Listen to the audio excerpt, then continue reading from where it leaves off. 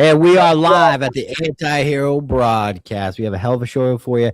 Derek Chauvin, is he innocent? We got the Paris anarchy going on and the riots in New Jersey. Plus, we have Chad Jensen, author of Badge Under Fire, in studio with us. It's going to be a good time. Absolutely a good time. Brass will screw you. The information provided by the speakers and presenters on the Anti-Hero broadcast platform is for general informational and entertainment purposes only. Information does not represent the broadcast network and all entities involved. All information is provided in good faith. However, we make no representation or warranty of any kind, express or implied, regarding the accuracy, adequacy, validity, reliability, availability, or completeness of this information. Hurt feelings is not defamation.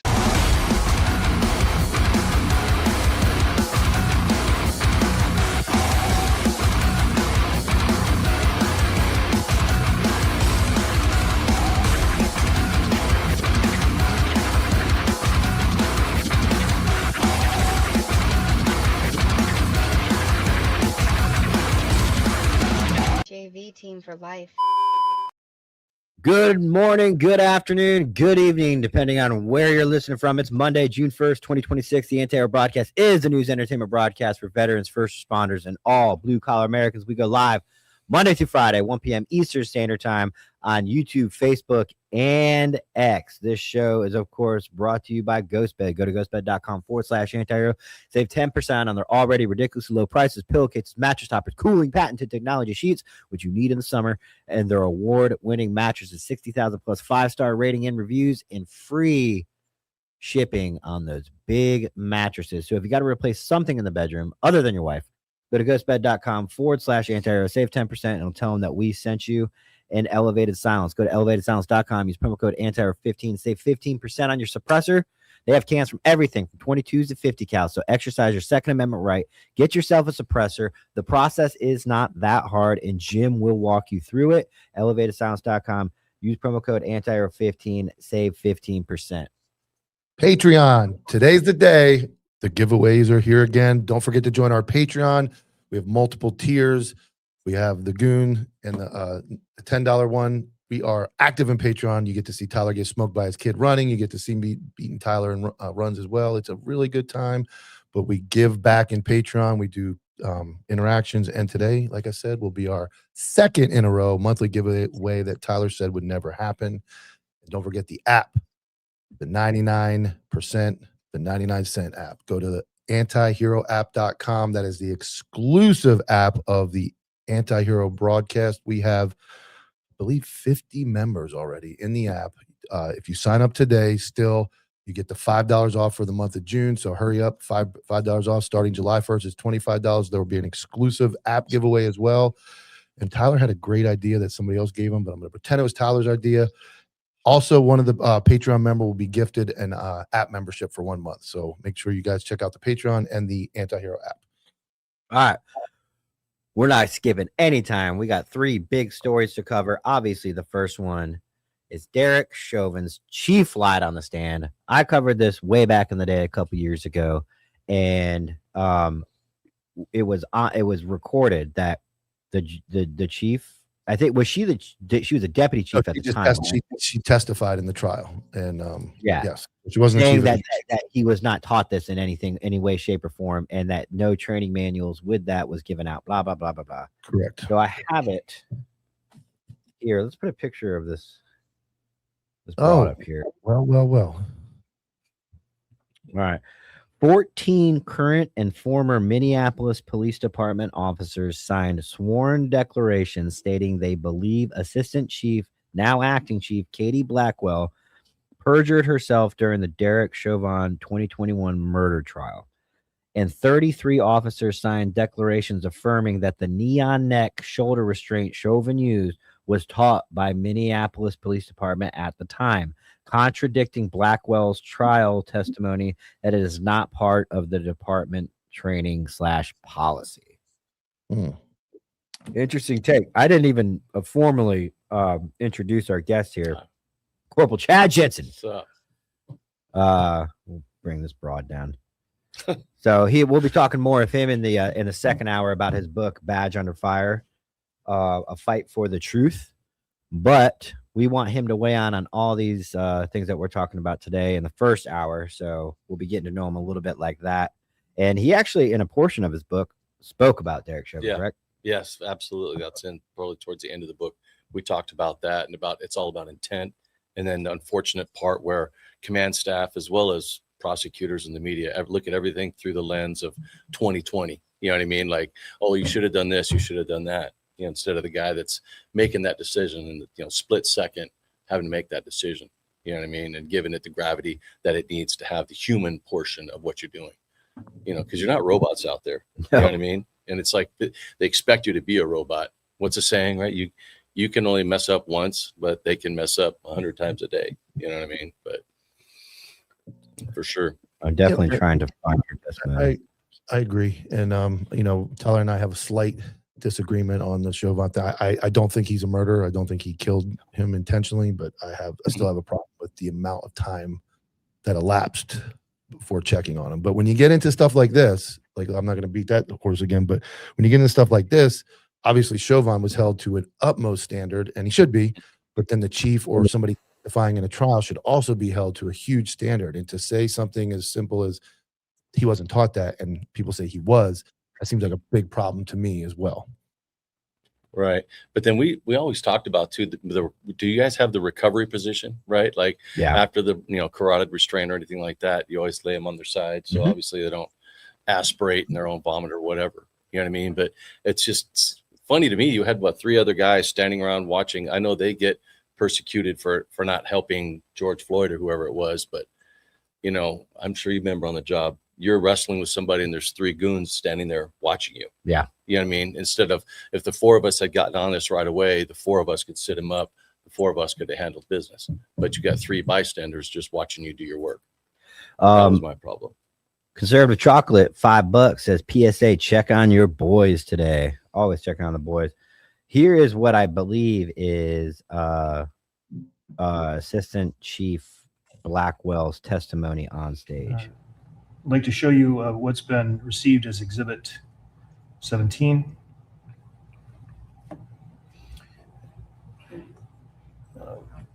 During to ask you, officer, as you look at Exhibit 17, is this a trained technique that's by the Minneapolis Police Department when you were overseeing the training unit? It is not. And why not? Well, use of force according to policy has to be, consistent with MPD training. And what we train are neck restraints, the conscious and unconscious neck restraint. So per policy, a neck restraint is compressing one or both sides of the neck using an arm or leg. But what we train is using one arm or 2 arm to do a neck restraint. And how does this differ? I don't know what kind of improvised position that is. So that's not what we train. So if you guys haven't seen it, I'll try to find it while we discuss it. But that is a direct mirror image of the training manual illustration inside the training manual that Derek Chauvin's mother found in his possessions while he was on trial for murder. She brought the book out and they denied ever giving them the book. But you see what they did there. She's talking about lateral neck restraints, right?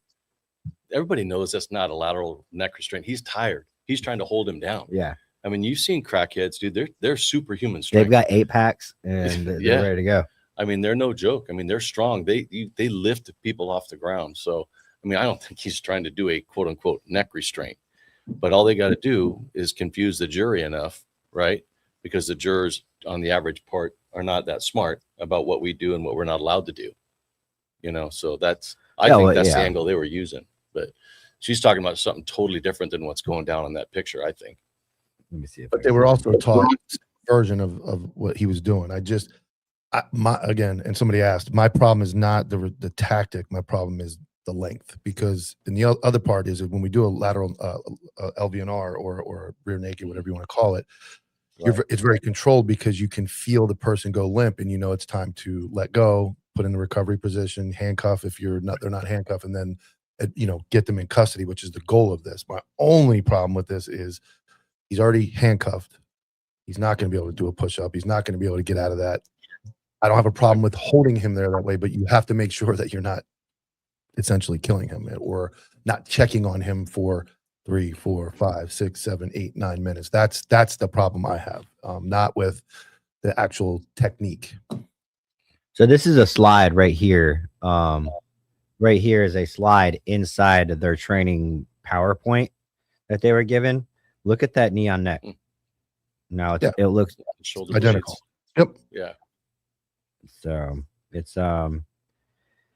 it's definitely and like I said, if you guys didn't follow the trial at all or didn't know, the entire chain of command of Minneapolis PD went and denied ever issuing that training, ever issuing those manuals, ever doing anything. And now it appears today that multiple officers are finally signing a declarations saying that they were taught that. I don't know why today, or not today, but why now? We talk about it. It's the same thing I talk about all the time. Imagine being in that administration where you watch a guy get, and again, I think he was charged with the wrong crime. I don't think it was murder. I think if anything, it could have been somewhere in negligence. And that should have been very clear. But kind of like I've been through this where they go around to in a much smaller, use of force. I know when they go around and tell everybody this is bad, you're going to say this is bad, you're going to believe this is bad. If any one of those cops would have spoke out back then and they found out they were talking out about the administration's view on this, they're gone. They're fired. They're done. So there's nothing. It's unfortunate, but cops can't speak out. We're seeing that, so it's, of course it wouldn't happen then. And I feel terrible. I mean, what do you do when you're new cops in training? And like you said, you kind of state all the time, Mike, and you and JoJo both, ignorance is no excuse, right? So it would have to go back to your in-house training or your police, wherever they're teaching this stuff. And somebody would have to go, yeah, that doesn't look right. And it would have to raise their hand as a cadet and go, this looks wrong, which never would happen because what I was going to argue with you or debate you with, Mike, is it even manslaughter or negligent charges, just some kind of negligent charge if he was taught it? Can you even get that charge? And typically your thing was common sense beats following orders. But at what point? Well, remember, I'll kick back. We have a gun, right? We can't shoot somebody till they're dead, right? We shoot them to incapacitate. Dominic Gibbs was big on this. We shoot them to incapacitate them. So that would be like, well, I shot him. He's on the ground, but he's not dead yet. So I'm going to pump 5 more into him because I'm going to shoot till he's dead. The technique is used to control. Once control is gained, then I think it's time to move on to the next step, which is handcuffing, which he already was handcuffed before it started, and then getting him into custody in the car. You're arguing stop the threat. Right? Yeah, bullets don't control people, right? Correct. Stop. Yeah. Well, the threat was neutralized. He was in custody. He was handcuffed. Mike's biggest argument in this is that he will stand, and it's true, is that it's the length of time. Right. So, and you're taught the neck restraint, right? So if I tell you, like LVNR, we're taught to, you don't do it till somebody's dead. You do it till you feel immediate limp, like they're out. Then you get on it. You get them in recovery position. You cuff them, and then you get them back awake. And hey, man, you're welcome back. That's the point of this technique as well. So I don't have a problem with him using it to hold him down. But while holding him down, even if it was side control, let's get the knee off the neck. If he laid on him, we probably wouldn't be having such a crazy conversation because it would look better, right?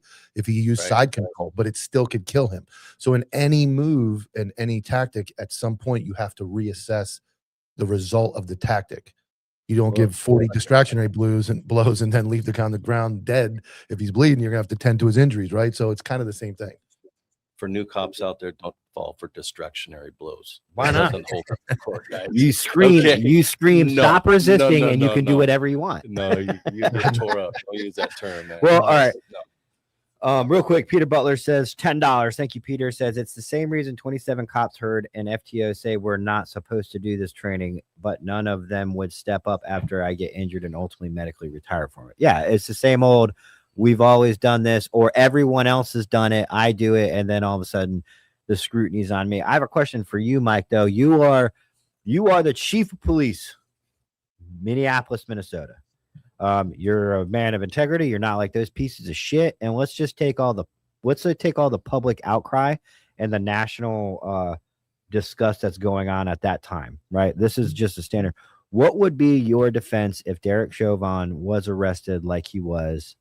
No COVID, no anti-police rhetoric. He did what he did.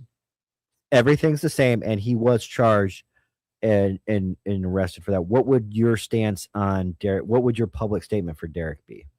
I would say that we taught that technique, and it is in the manual. And I would have to know what the recovery steps are after it. But I would say I don't believe that Mr. Chauvin murdered George Floyd. I don't believe it was a race issue. I believe it was a resisting subject. And we're going to look further into what Derek Chauvin was thinking at the time and what his reasons were for maintaining that position. And once the investigation is concluded, we'll be back to you with our findings. What and if I was the first reporter, ooh, me, and you said yeah, and I said, are you as chief of police and or any city officials going to take accountability for training a posture that could lead to a man's death? And that would be, you'd have to eat that and say yes, that move might be outdated and was trained before we had more information about the diaphragm and the way the diaphragm works and what happens when you hold people down in that position. So we as an agency have to eat that. We have to look into that technique and see if we need to remove it and not train that technique any further. That's the right answers, because it's easy for me to say because I know it's right. But when you're holding that job, that's where politicians lose the reality and they're trying to save face. But the answer would be yes. We failed Derek Chauvin by teaching him that technique and maybe not being more specific about when to let it up, when to stop using it, and when to move on to something else. I still stand on common sense a little bit if somebody's not moving after a certain amount of time. Yeah. But if I taught that technique, we, the agency, have to bear responsibility, and that's accountability and that's transparency. Did you ever get that term excited delirium? Yeah, Right. that was kind of coming out when I became a cop. That was huge. We had a whole block on that and our defensive tactics Yeah. training, and especially at our department. That was huge because we've had a few in custody deaths, And that- where they die in the back of the police car. That was You know my what I mean? whole argument when I've heard people say, Squealer, we're going to get to that. Rest in peace, $10. Deputy Logan, is it or Ute? Does anybody know? Did you say Utes? Ute. I don't know if there's a weird way to say it. It looks like but we have the Officer Down Memorial ready to go. In Carroll County, Virginia, killed in line of duty. Squealer's currently helping escort his body. All right, yeah, we're gonna get to that as soon as we're done with this. The argument for a lot of people was, why didn't they just throw him in the car and go? And my argument to that was, if it was me, I'm terrified of someone dying in the back seat from excited delirium. They told us to pull him out, put him on the side, and let EMS come handle it. And so, Did they tell you kneel on his neck? it was in my manual, Mike.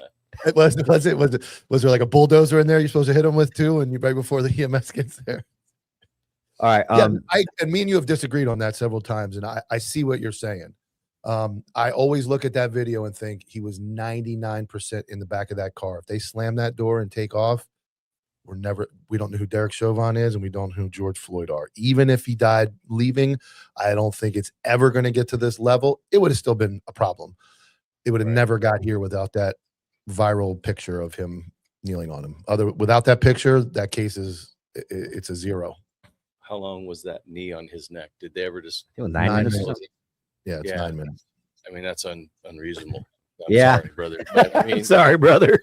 you gotta call a spade, right? I mean, it is what it is. I wouldn't do that. I mean, I'm not perfect, and I've made my share of mistakes, but I mean, sometimes, like you said, Mike, you gotta take it on the chin. Yeah, I think that Mike's analogy is pretty good as far as, like, let's say, to me, it's an analogy, so obviously it's not the same use of force, but if I shot you, right, boom, boom, boom, boom, boom, and you're down, and the knife or sword or gun has fallen out of your hand, and you're laying there still alive, and I walk up to you and I go, boom, boom, boom, boom, boom. Well, he had a knife. Like, well, no, the knife was down. So not saying you have to render aid immediately, but you also can't continue to use the same level of force that you were just using. And I think that's the problem is he was handcuffed from the very start of the whole thing. Even trying to get him in the car and fighting with him. Now he's a big guy, so I'm not saying that he might have needed a distractionary blow to get him in the car. He might have needed to be, mushed in the face or kneed or something to get him in. He's resisting actively. He's not letting himself get in the car, so you have to get him in the car. That's part of custody. like I said, once he was already handcuffed, he's on the ground.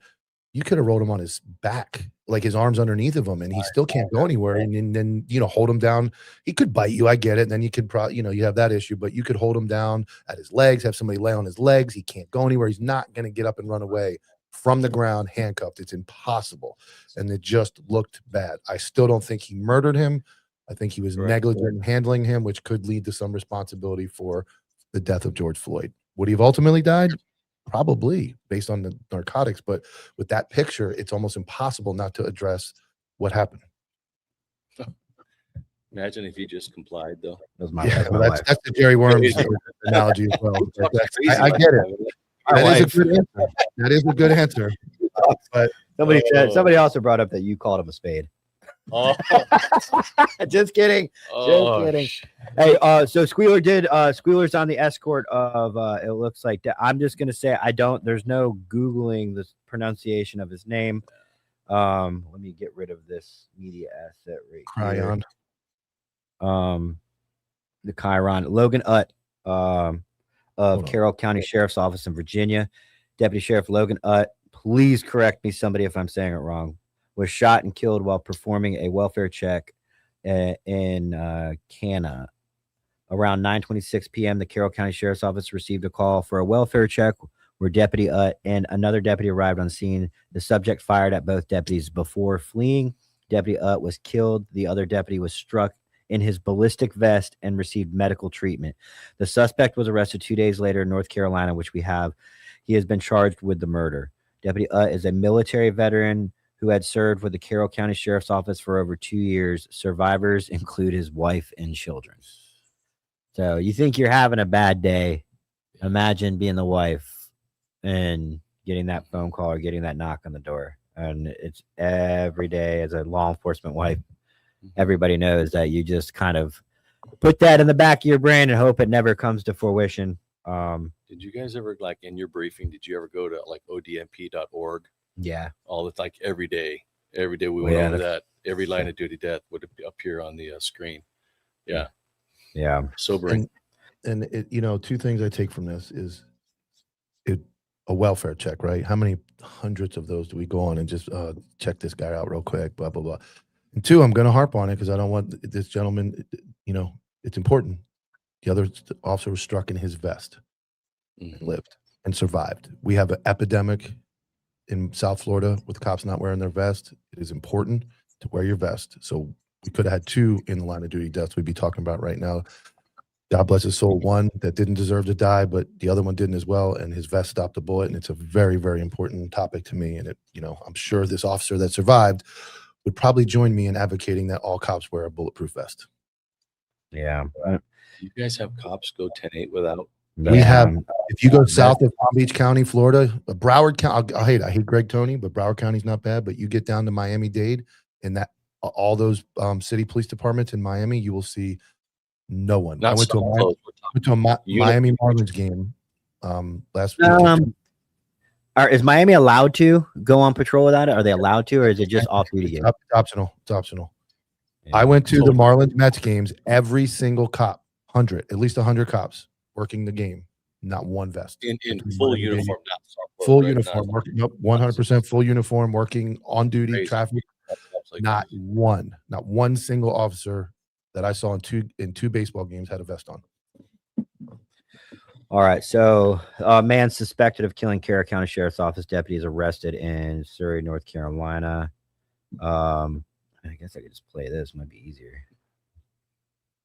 Had been caught on Surrey County, North Carolina, releasing these images that you see on your screen here of the arrest. Authorities say Puckett was taken into custody peacefully, but was armed with a handgun at the time of his arrest.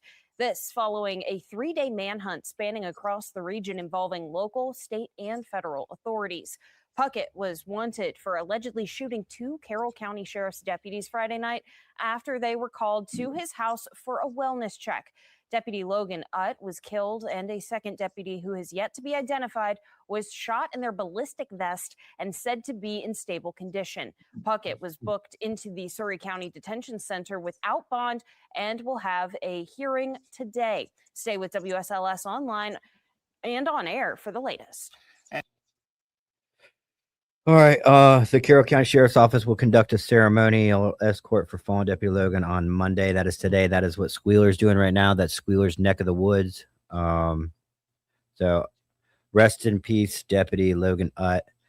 Another fallen officer is Kristen Yeager. End of watch Friday, May 29th. Police officer Yeager was killed in an automobile crash near the intersection of Philadelphia Avenue and Manitwani Road in Earl Township while responding to assist a neighboring agency. Officer Yeager was ejected from her patrol car after it left the roadway and struck a tree while she was responding to the emergency call shortly before 8 p.m. She was transported to a local hospital where she succumbed to her injuries. Officer Yeager had served with the Central Berks Regional Police Department for 2.5 years. Survivors include her husband and 3 children. Whew. Yeah, this one, I got a message. I know you shared it as well I think you got the message from the same person. I got a message from like a personal friend of hers and her family. And I put up on the story, and it's terrible, man. You know, you're either getting shot at a welfare check. It could be a civil call. It could be sitting at a traffic light, or, you're driving. We drive all day, man, all day, every day. That's why I never understood why cops got in trouble for crashing unless it was complete negligence. 12 hours a day, bro. You're driving 12 hours a day. All day long. And, and here you are going to a call to help somebody else to and you lose your life doing that. And it's super unfortunate, man. It really is that this happens way too often. Right. So Six Jedi says always wear your vest. $10. Thanks, Six. He's at LAPD. Admin. He loves when I say that. Named Murphy after RoboCop. My agency is no longer allowed to use the term excited delirium. They told us no longer a recognized diagnosis. I don't know if that's good or bad. Are they calling it something else that's more politically correct, or are they just getting rid of it completely? No, they'll just arrest you. It's your fault. If anybody dies, it's your fault. Yeah, correct. We're getting rid of that. It's just your fault. Because we had a couple and never made news. We tased a guy that died, and he was on Molly. Was he white? Yeah, he fought. He was a black gentleman. White. Oh, he's black. Oh, okay. Right in the hood. They tased him like 3 times. He was fighting like crazy. He went to the hospital and died. And it was like, yeah, he was on he was on Molly. Like, that's what's going to happen. So, again, I stand by my statement that I always say, depending on what state soil you're standing on, immediately starts the process of how that case is going to be viewed. If you're standing in the Northeast, you can't shoot somebody with a bat or a gun or a knife. If you're standing in maybe like Texas, you can get away with a lot more in Florida. But so where you're at starts the whole process of how it's going to be viewed, which to me is a problem in itself. But and if you're doing self-initiated activity, yeah, it's even worse. Stop. Yeah. Stop. Oh gosh, yeah. Stop. That was number one advice from my attorney when I went back to work. It's you're hard doing too. Self-initiated activity, you're an idiot. You're telling these young cops out there, like, it's the smartest thing to do is to not do that stuff. All right, so we're gonna move on to the civil unrest in New Jersey, which really I didn't know much about. So I tasked Mike with researching it. I did what I could. I have it all. I got the summary of what happened. Yeah, I mean, because it went on during the weekend. I'm assuming. I from what I had heard, it was an ICE detention protest. Yeah, the brief rundown is Destiny Hall, which is in Newark, is an ICE facility. Congressman LaMonica McGlyver and Newark Mayor were arrested by ICE months ago trying to enter the facility. Over the last weekend, Senator Andy Kim showed up with the New Jersey governor. They were all protesting ICE at some point, escalated, and Andy Kim got allegedly pepper sprayed and shot with pepper ball. The governor ordered the local law enforcement would not assist ICE with riots that were occurring. Then the PBA president put something out saying she's causing a public issue by doing that. So she sent the New Jersey State Police, and they jacked up a bunch of people, and now there's a curfew, and you can't protest in front of the building per the governor's orders. So it started with liberal New Jersey politicians who are anti-ICE, anti-tough border, anti-American, in my opinion, and it's led to this. Nothing really surprising in that story. No. It all makes sense, right? Am I being insensitive? No, yeah, I'm insensitive. You're absolutely right. I'm jaded. I love the fact too that she tried taking. Obviously, the riots have calmed down since the weekend. She tried to take the New Jersey governor tried taking credit for it. And the Department of Homeland Security was, you're the reason why it happened. Exactly. Just imagine. That's why I keep saying New Jersey. We talk. Can you imagine all the problems these guys got up there? We got cops with no mobile data terminals. We got cops that Isn't don't that have. crazy? Have you ever heard of that? New Jersey. There's agencies in New Jersey with no computers. Yeah. None. No tasers. It's a dump. The weather sucks. It's cold. It sucks. It's a dump. And then you have your own senators and governors and go to the fucking ICE facility, cause a riot, and now the police are out there dealing with it. Like they can't win up there. Yeah. Well, she denied. Well, then the local police said we're not coming to help ICE, right? Yeah. Was that New Jersey this weekend? Yeah, they said stand down. You're not going to help ICE, Man. which is total bullshit. No, man, because we've complete talked about bullshit. that when all this Yeah. ICE stuff started. You're a badge, whether Yeah. you're a deputy, a city cop, a state trooper, or a federal agent. When the shit hits the fan, you're law enforcement, and most guys feel that way. That's why you get a department full of good-hearted cops. You tell 200 guys stand down. It doesn't work that way. Right. It just doesn't work that way. You're going to have problems. You're going to have 200 guys that don't feel like they should stand down. The only thing is, if I can I throw in a little curveball Yeah. here real quick? It's like, do you ever go to like mutual aid to another city? You're 10-8, right? You get a call next city over, man, they're having a huge incident. You're getting sent over to the next city. You're rolling into that city, and how they police is different than how you police, Mhm. right? That's the only thing that I kind of quasi understand, is that these federal cops, they don't have the oversight that you have or that I have. No, Okay? and they also don't have the They're street not wearing experience. body cams, right? Well, does the average federal agent have the experience of dealing with the public? Absolutely not. You're No, supposed to be their 100% liaison to no. that They were, area. they were mass No. hired. They were mass hired and put on the 100%. streets because of the Biden administration $1,000 yanking them signing out, bonus. Yeah. and then the Trump That's the only administration thing beefing them. that something has to change with that, whether they got to wear body cams. You know what I mean? Yeah. I am 100% a proponent of body cams. I should leave now. Tyler, the civil rights violator, is not in favor of them. He believes in My distraction- distractionary bros don't like body distractionary cams. clothes, and yes, Oh my Is god! 9 minutes that long? That's my new shirt. Is 9 minutes that long? It's subjective. but Wow. we have a celebrity in the chat. Derek Chauvin has stated he did not lie. Just so everybody knows, he never lied about anything. So This fucking crew of people change their handles. Unless that really is Derek from prison. it could be Derek. Maybe it is. He said he might have been on there 9 minutes, but at least he didn't lie, is what he's trying to say. Like you've never keistered a phone into the jail? Yeah. Oh, come on. Yeah, that's probably most likely the real Derek Chauvin. Just rolling through some footage of this, a standard riot. I mean, it Sad. doesn't really look like anything crazy. It does look like the state police does seem to have a way better contingency plan to deploy to cities rather than what we were looking at before. I mean, these guys, from what I heard, these guys were pretty aggressive out there, on the offensive almost the whole time, pushing people back, sprinting. The first video we watched was actual state police officers sprinting at protesters. So fight fire with fire. The aggressor is going to win. So Can we go back to Chauvin for a minute? yeah. I Yep. forgot to bring something up during the Chauvin part. Over the last week, at the end of the week, the Minnesota GOP Republicans held a moment of silence for Derek Chauvin during the hearing, and it caused some heartbreak on the other side. The moment of silence, me that. yes, the moment of silence was led by Republican Danny Nadeau and lasted for 10 seconds, just days after the 6th anniversary of George Floyd's death. This act has been described as a moment of profound cruelty to the Floyd family and disrespect to the act of brave officers who serve their communities. Attorney General Keith Ellison condemned the moment of silence, calling it heartbreaking and shocking. So, I love our country so some much. dude- You guys shit on it sometimes. I Some cannot dude- believe the GOP had the fucking balls to do that. Danny- Anybody would say, hey, even though we know it's bullshit, we probably shouldn't do this. Danny Nadeau, Representative Danny Nadeau from the decided to hold a moment of silence for George Floyd. So And everybody just kind of went with it. Like, fuck it. you're probably like, what the fuck is this guy talking about? Took Like, 10 they seconds They to were figure it they out. were they were Yeah. shocked with silence, and now they're all going to be guilty of remaining silent because they didn't know what to say. Like, you didn't clap, you didn't yell. What's wrong with you? So yeah. Did he say George Floyd or Derek Chauvin? Did he say that? Talk about poking the bear, man. Oh Yeah, my God. that's interesting. Interesting take.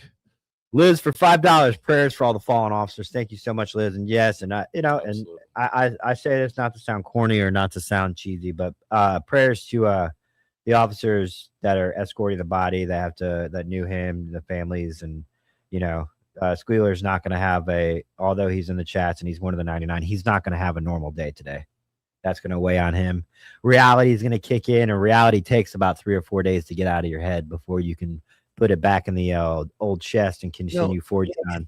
And it just never goes away, especially when you know someone. Because I know, obviously, my good friend Terry Sweeting Mascow was murdered in November, and they put the memorial on the back of every patrol car. So whenever I walk by, I have that moment when I see her name, and it's like, God, 20 years of working with her, and it's like she's gone. You think of all the laughs, the good time. It just sucks. It's losing a family member, and then obviously we have a large law enforcement family as well. If you knew the person, but we're all affected because we know we all go do the same job, and at any moment it could be us on the other end of that disaster. So it's not fun.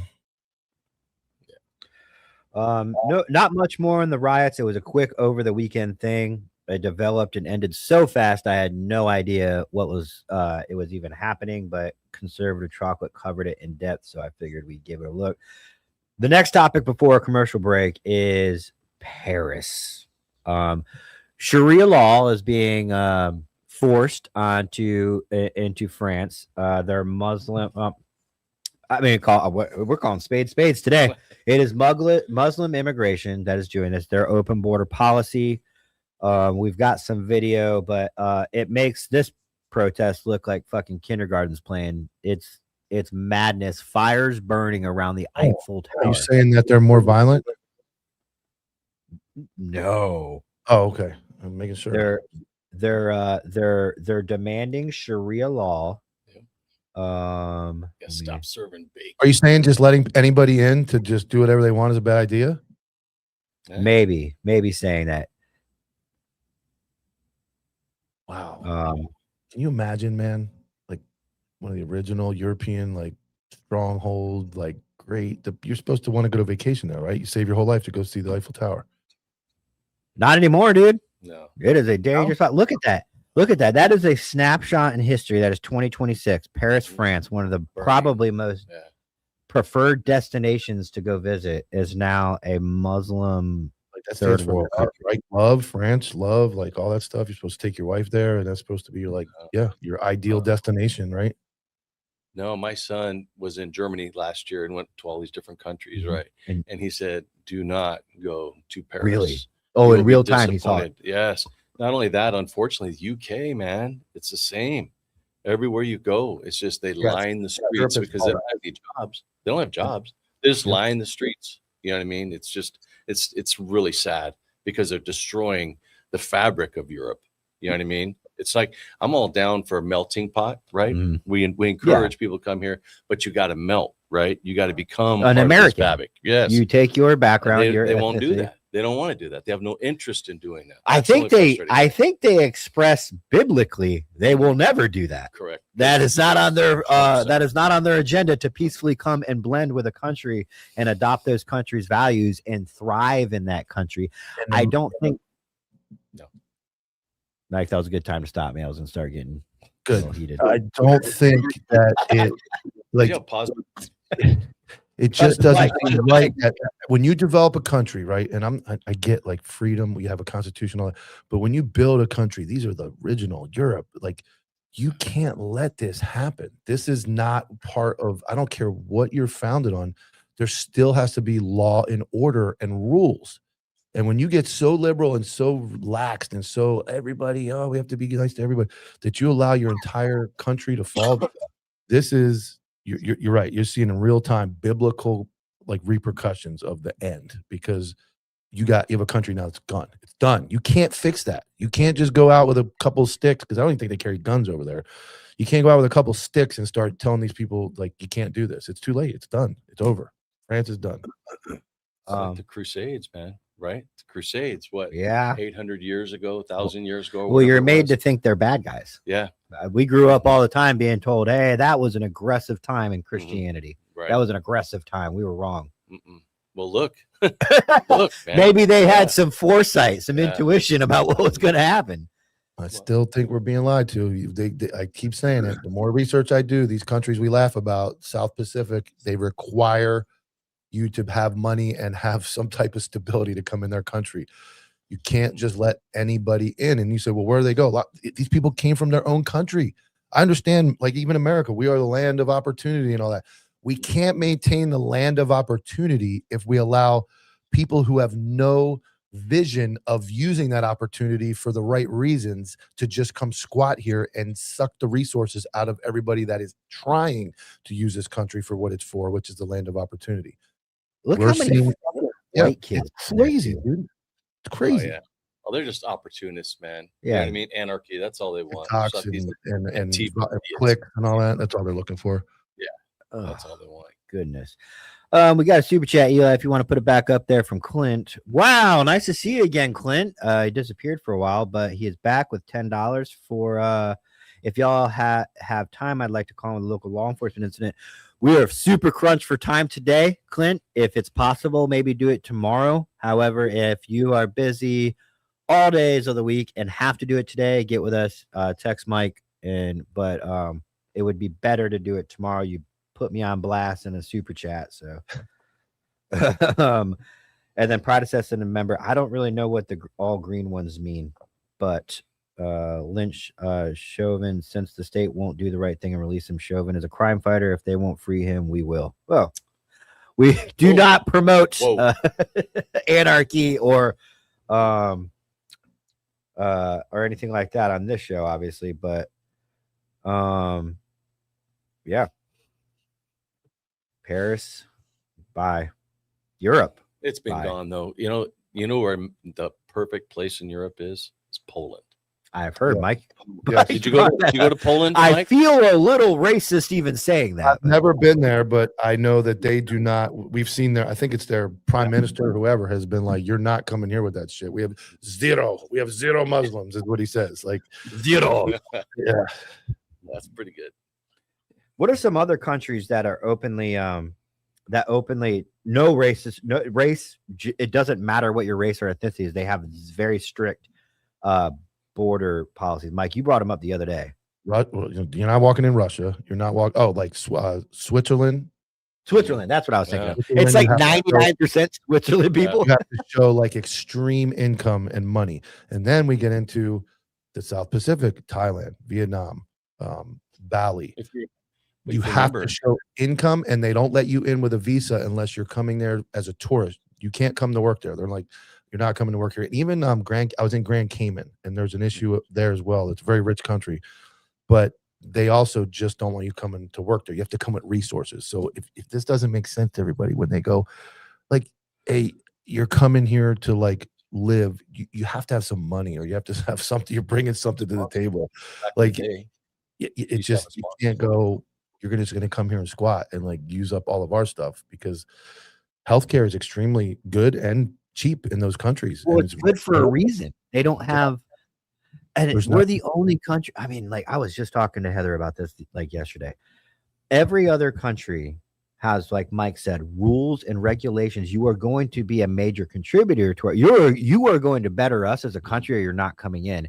And the country almost benefits from those people coming in, where we let everybody in to better themselves. And then that's what, but here's the thing, is chasing the American dream. I totally get that. Being able to have freedoms, I totally get that. Everybody should strive to want that.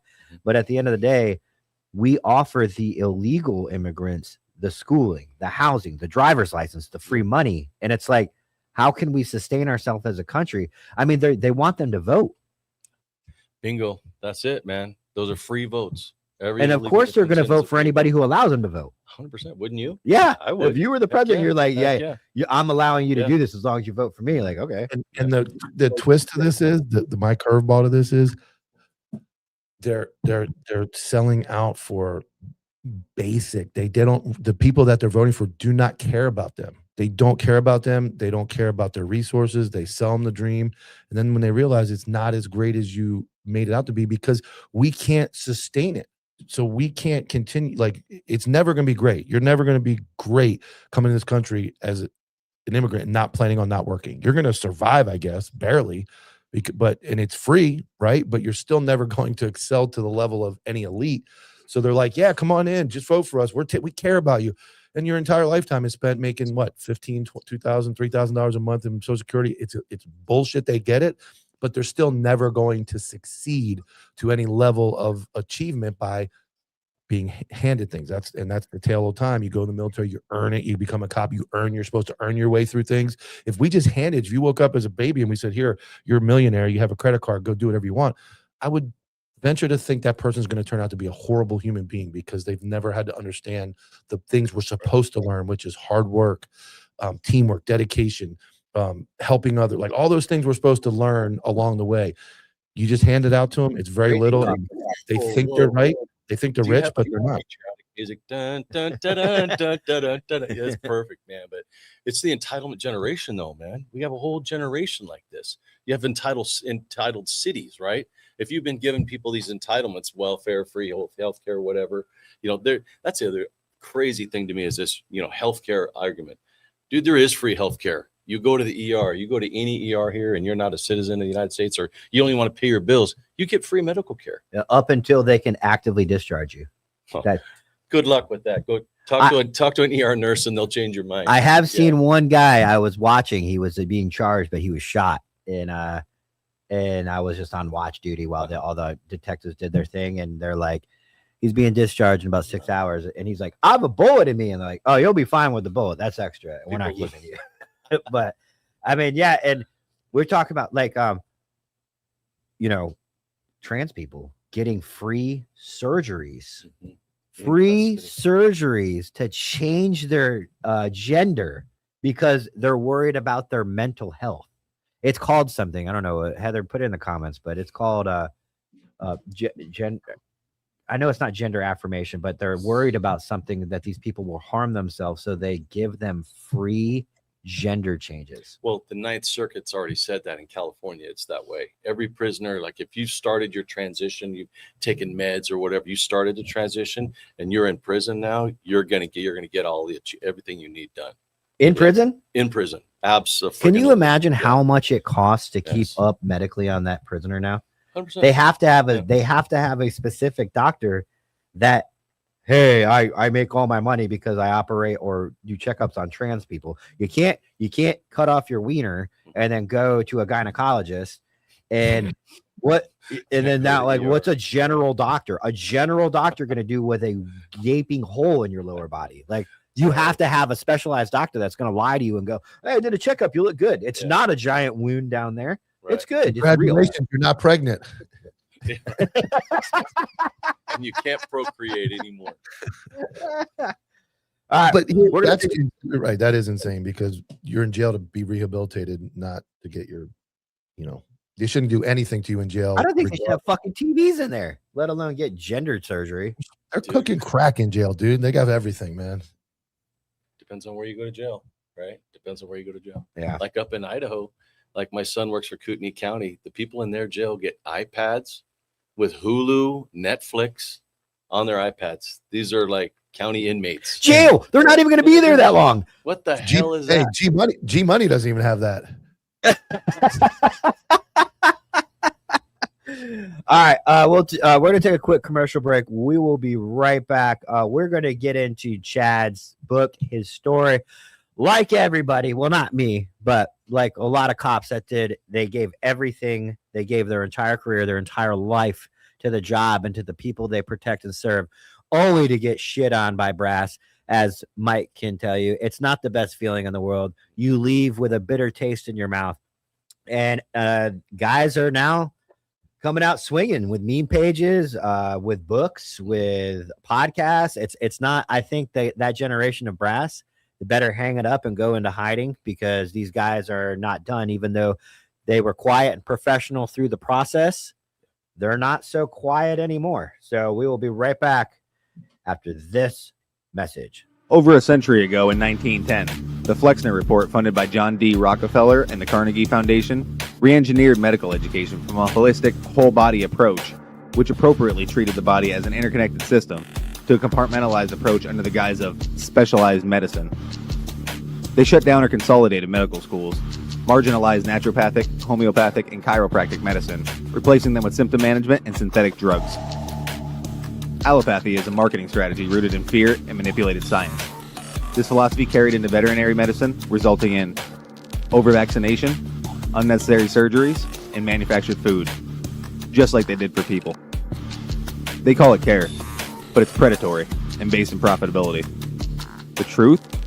Toxicity, compromised immunity, and chronic inflammation. They're not fate. They're engineered. And so is your power to undo them.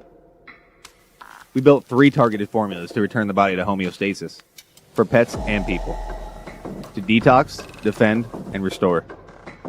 We are the correction to decades of corruption. We are vengeance.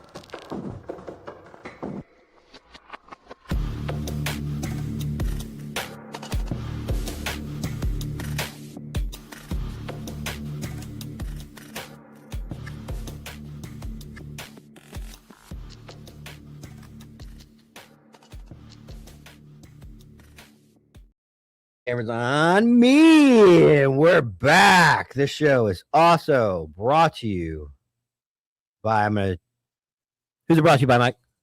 Copville OG. Go to copvilleog.com. Use code ANTIRE15 for 15% off. I'm getting ready to drop new patches, new shirts, and everything else. So get your war hat, get your Copville hat, Copville shirt. I got a funny story for you later about the shirt you're wearing.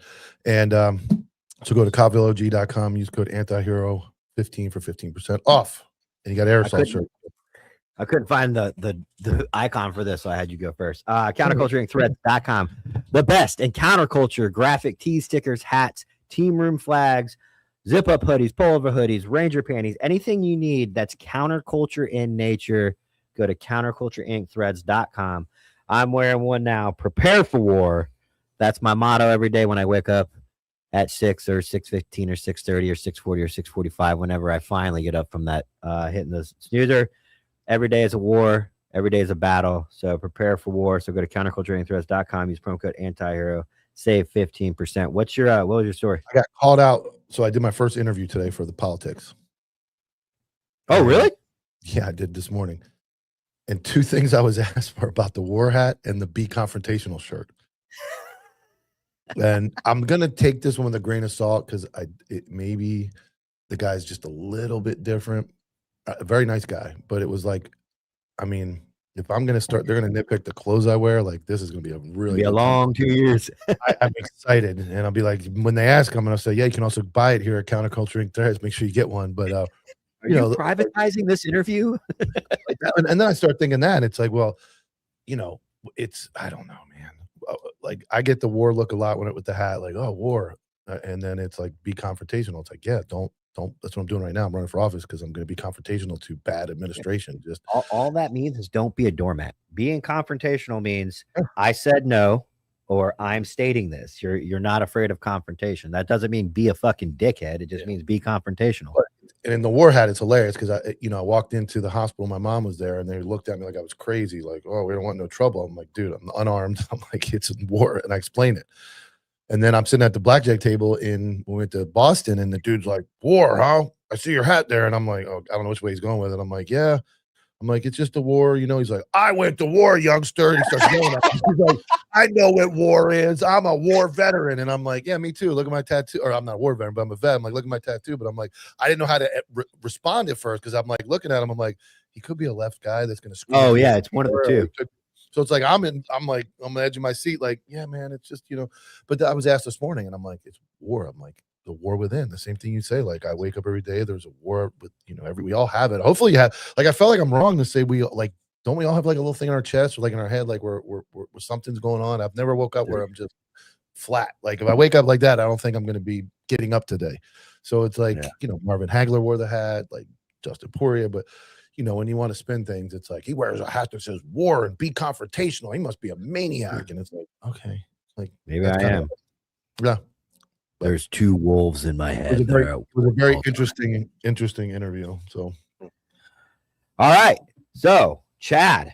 Yes, Well, sir. actually, let's start it with Corporal Chad Jensen, your official author title. You spelled my name wrong. Did I really? Oh my god, dude. No, I didn't.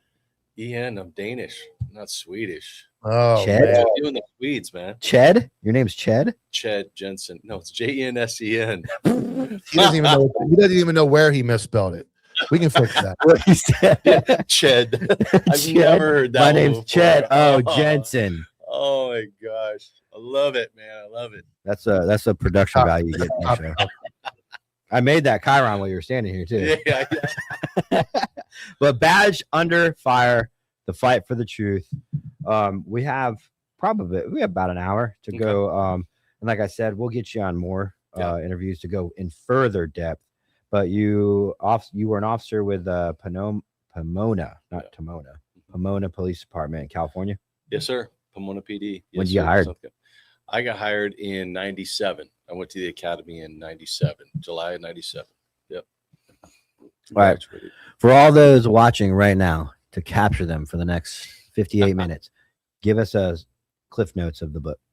Cliff notes of the books. This book is just about basically part of it is, character development, what I wanted to, when I wanted to become a cop, and, from childhood on up into becoming a police officer one day. And then getting into law enforcement, some of the, great stories that you've had all through training, all through your time on the street, whatever. And then the meat and potatoes of the book is what I went through with the federal government.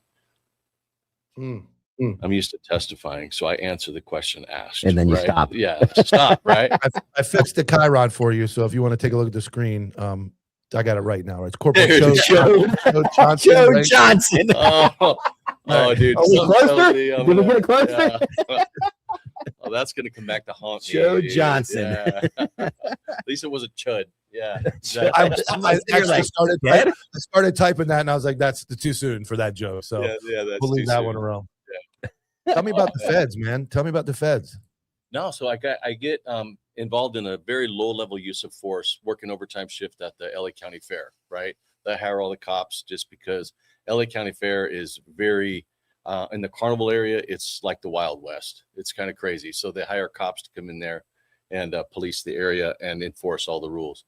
So one night we get involved in a use of force. It's kind of a long story, but it's like a 3-hour story, but I really condense it. So I get involved. I get cross-checked this guy, two right crosses to the upper chest area to get him off me.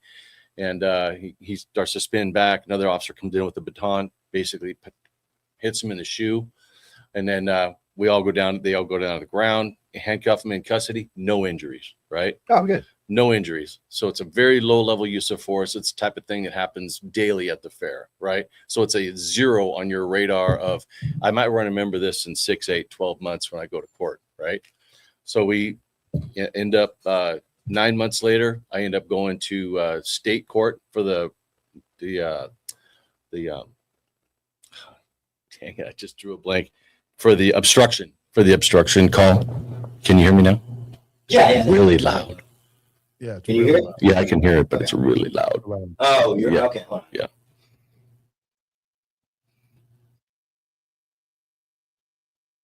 Check. Yeah, that's better. Better. No, Better. no, but I can hear I you. think better. we're good. Can you hear me Yeah. better? You're Yeah. good. Okay. All right. You're good to go. All right. So yeah. So anyway, I ended up going like 8 months later. I go to the state court for the delay obstruct officer against the juvenile. The case ultimately gets dismissed for lack of evidence, and then the FBI picks it up. Like said, hey, this is juicy. Let's make something out of this. So the FBI then spun this incredible story, and just I can't even put it hardly into words, but they said that, I pulled this kid out of the crowd because he was filming his dad getting arrested by the police because his mom's a dispatcher. He thought it'd be funny seeing his dad get arrested, which was absolutely not the case whatsoever. And then they spin this investigation for probably 2 years, all I'm off. And then, during that time, I'm going through my defense portion, right? Preparing for federal court, finding out, number one, that I am the subject of a federal investigation. And then when we finally get to our first trial, this is all in a nutshell. I'm blowing by tons of stuff, but we finally go to the first trial, and the feds, the day before our trial, dropped 30,000 pages of discovery. 30. Hey, good luck. It's crazy. That's fair. I don't know what you're thinking. That's fair. But That gives you 24 hours to yeah, go through 30,000 pages. Yeah, 3 or 4 of you get that, no problem. By midnight, you'll be done. So they drop that, and inside of that, unknown to us, inside of that, there's 2 pages that are exculpatory in nature. So basically, there are 2 FBI 302 forms that the FBI agents interviewed a cousin and a brother of the person that I arrested that night at the fair, and the statements were totally corroborated my side of the story. Well, they conveniently hid that inside the 30,000 pages. So they can say we provided defense discovery, right? But we just hid it in 30,000 pages.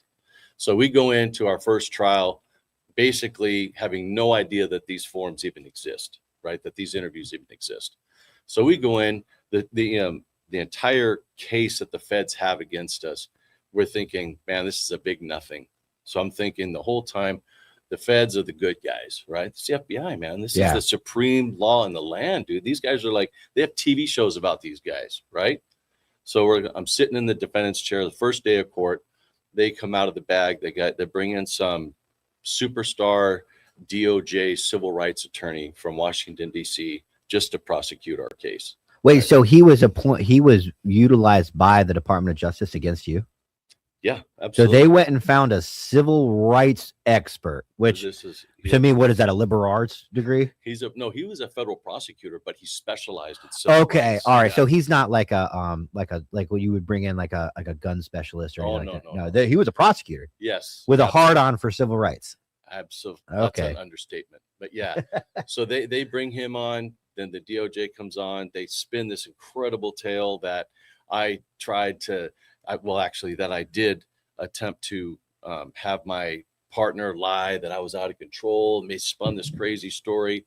And then they indicted my internal affairs sergeant, right?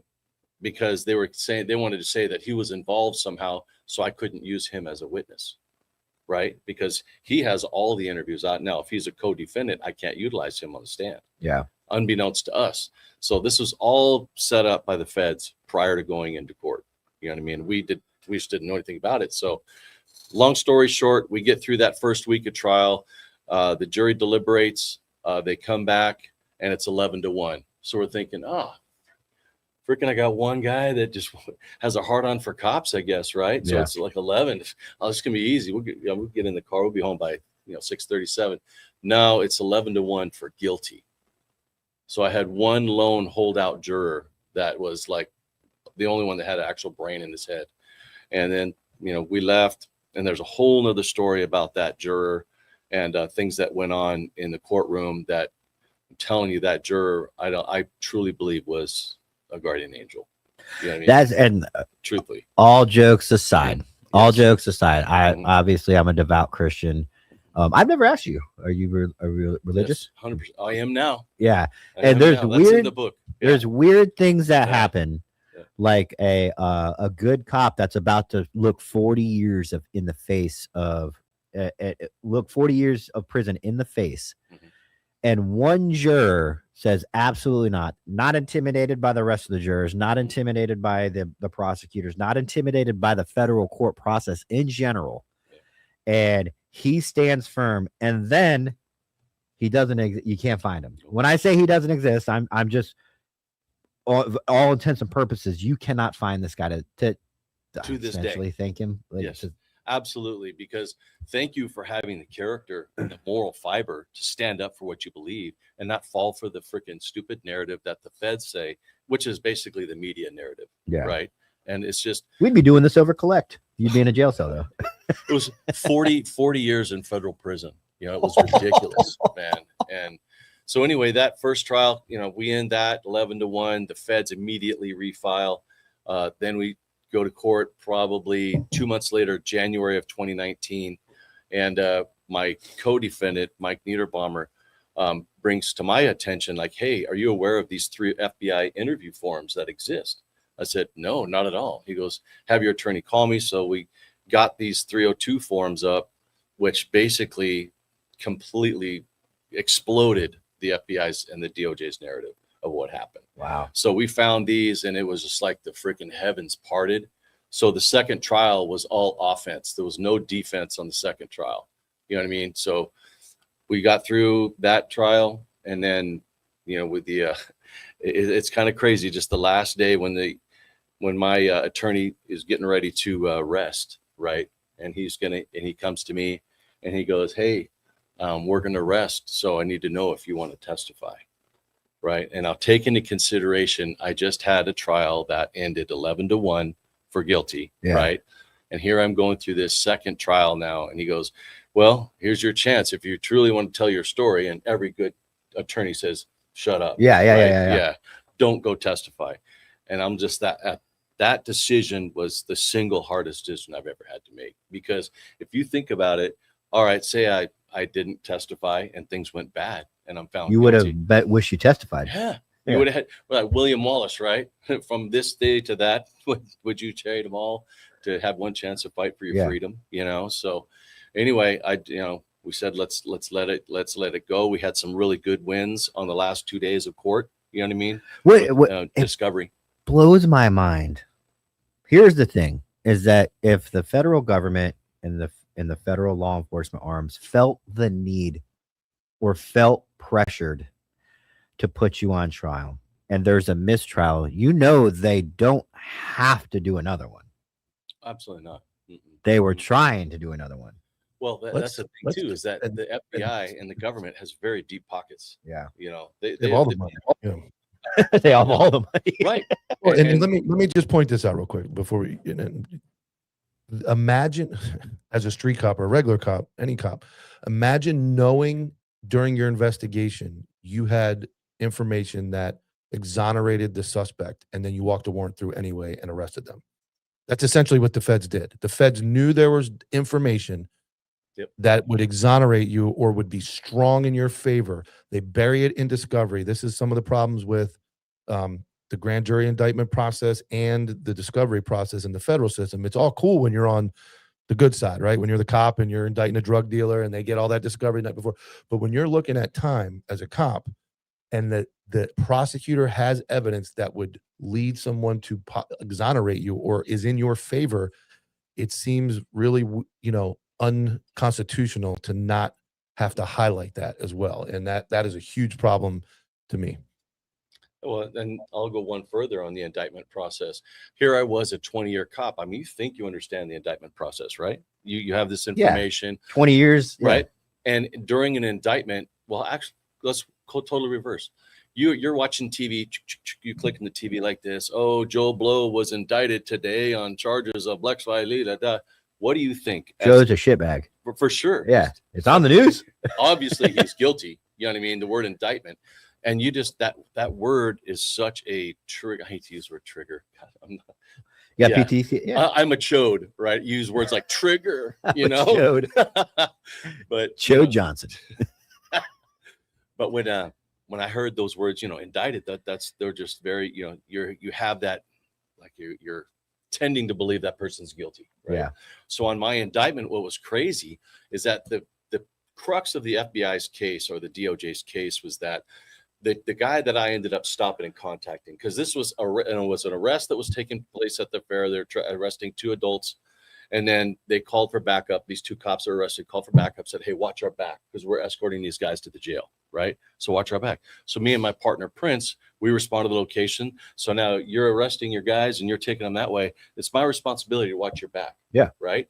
And there's nobody that's going to come between me and you. That's not going to happen, because then I'm not doing my job. Yeah. Right. Because that puts you at risk.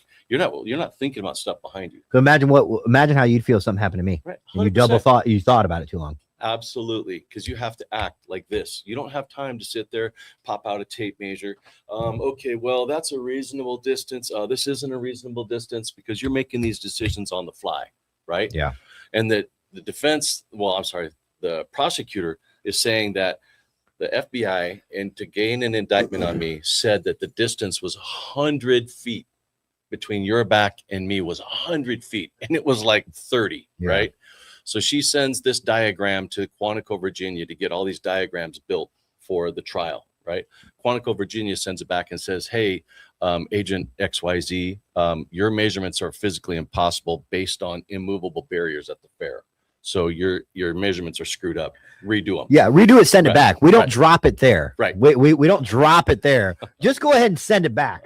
Dude, you should have been an attorney, dude. You're in the wrong line of work. So she sends it back and she goes, oh, okay, 90 feet. Send it back. No, it's not 90 feet. Okay, she sends it back. Oh, it's 50 or 60. No, again, it's not 50 or 60. Right? Warmer. So they send it back like a third time. And mind you, this is what's crazy. And this came out in the second trial. And this will tell you how bad the federal judges are in this country, dude. It's crazy. So we bring it up in court that, hey, to gain an indictment on me and my partner, you used a distance of 100 feet, right? At any time were you notified by Quantico, Virginia, that was an inaccurate measurement? Yes. Okay. Did you then go to the grand jury and say, oh, hey, by the way, I was wrong. I was grossly inaccurate in that.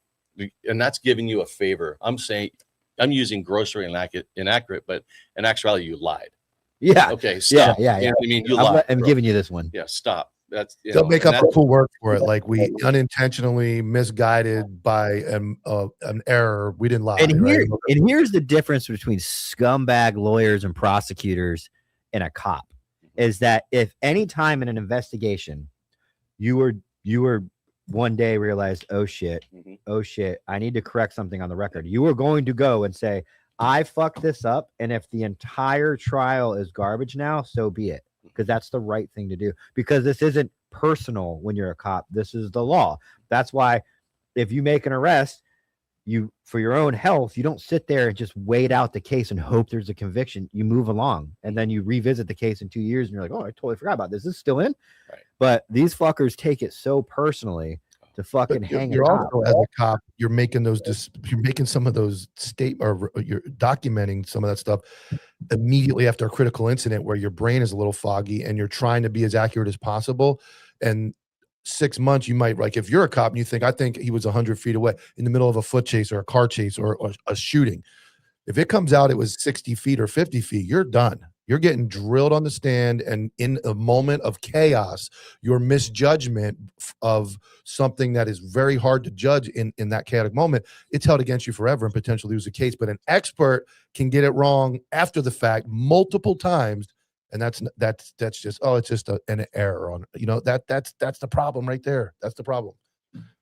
Right, and a very important piece that my attorney talked about in the case in our trial was your perception of events is what drives your memory. Yes. Okay. Yeah. And everybody seems to think like when you get involved in a shooting, there's not this HD 4K thing in your brain where you get to go back and you're slow-mo playing like the freaking Matrix, how it's going down. Mm-hmm. You get a couple of real brief snapshots of what's occurring, right?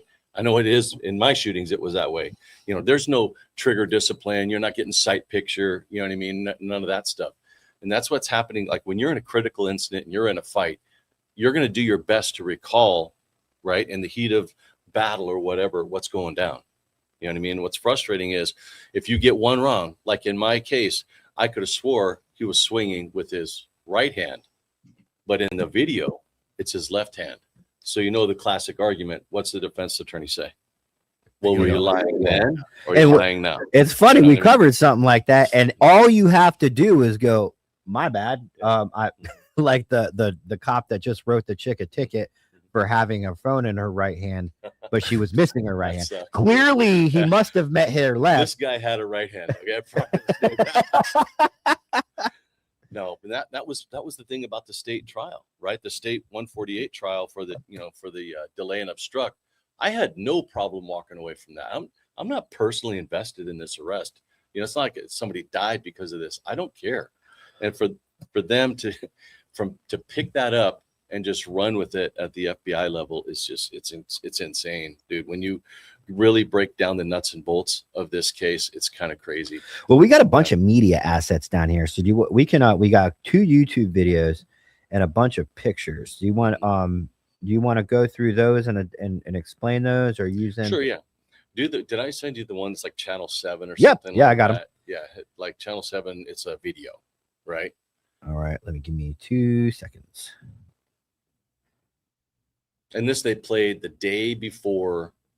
They've had this video for months, and they play it the day before the state trial for the 148 for the delay and obstruct, the criminal trial. They play this on Channel 11 or something like that. Is it this one? Can you look right here? Is it this one or is it this one? Feds charge 3. Yeah, right there. This one? Right there. Yeah. All right.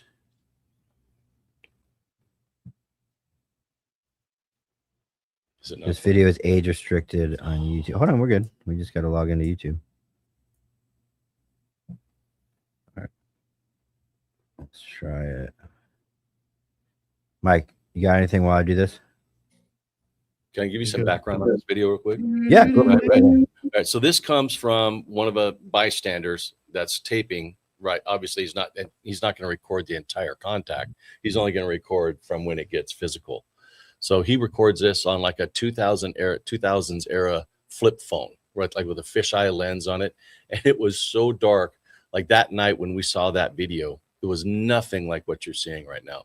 What you see right now is like high noon. You know what I mean? Oh, yeah. So it's all color enhanced and everything like that. This is worse than Rodney King. And that was dark. All right, I have it. You ready?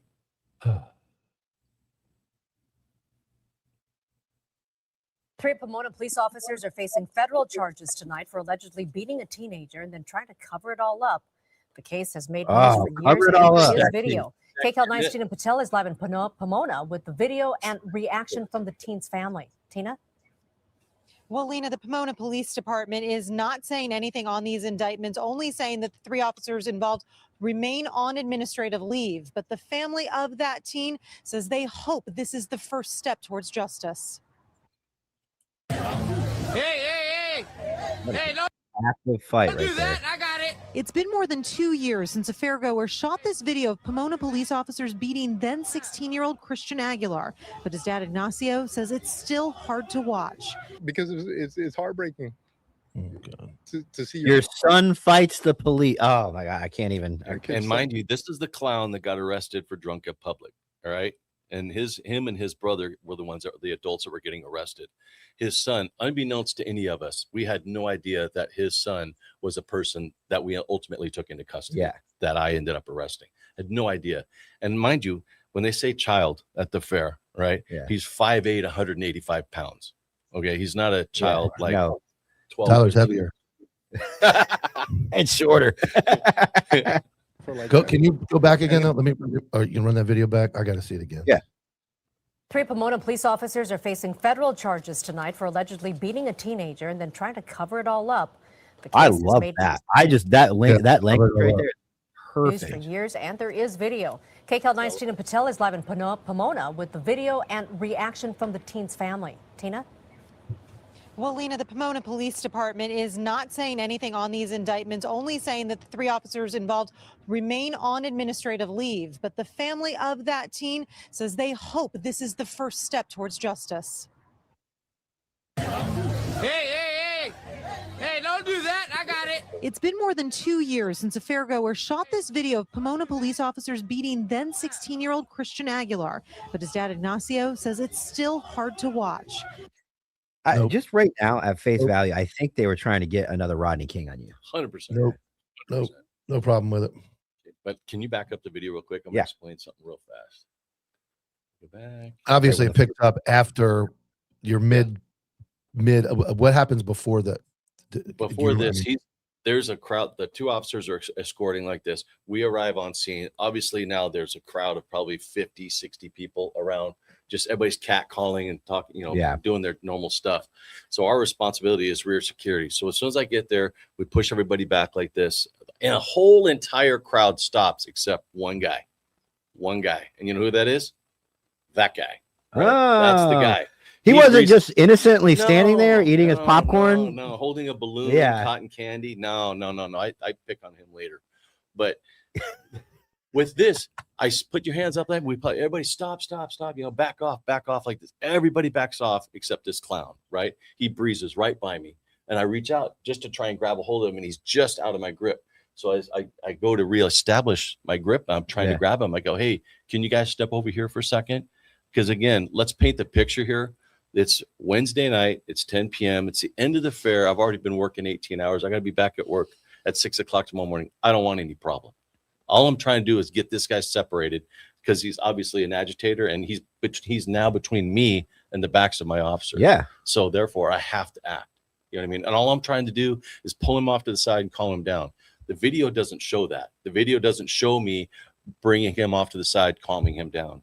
And the very second that all I want to do is just check his waistband, just make sure before I push him back into the crowd that there's no guns, knives, bombs, bazookas on it. Right. Yeah. So when we go back to the very starting of the video. Oh, the video or the fight? No, the fight. I'm sorry. Yeah. I don't care what she says. Justice. There you go. Right. Let me get back. I got it. I wasn't ready. They That's hope all right. this is the first ready step now. towards justice. Hey, don't. See him grabbing a hold of me.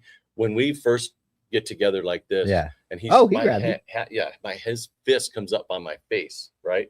So therefore, I'd say I'm just going to give him a cross check right here because this hand came up, and you can't see it, but his hand comes up right in front of my face, and so at that point, you load back, and I'm thinking to myself, don't punch this guy because it doesn't look good, right?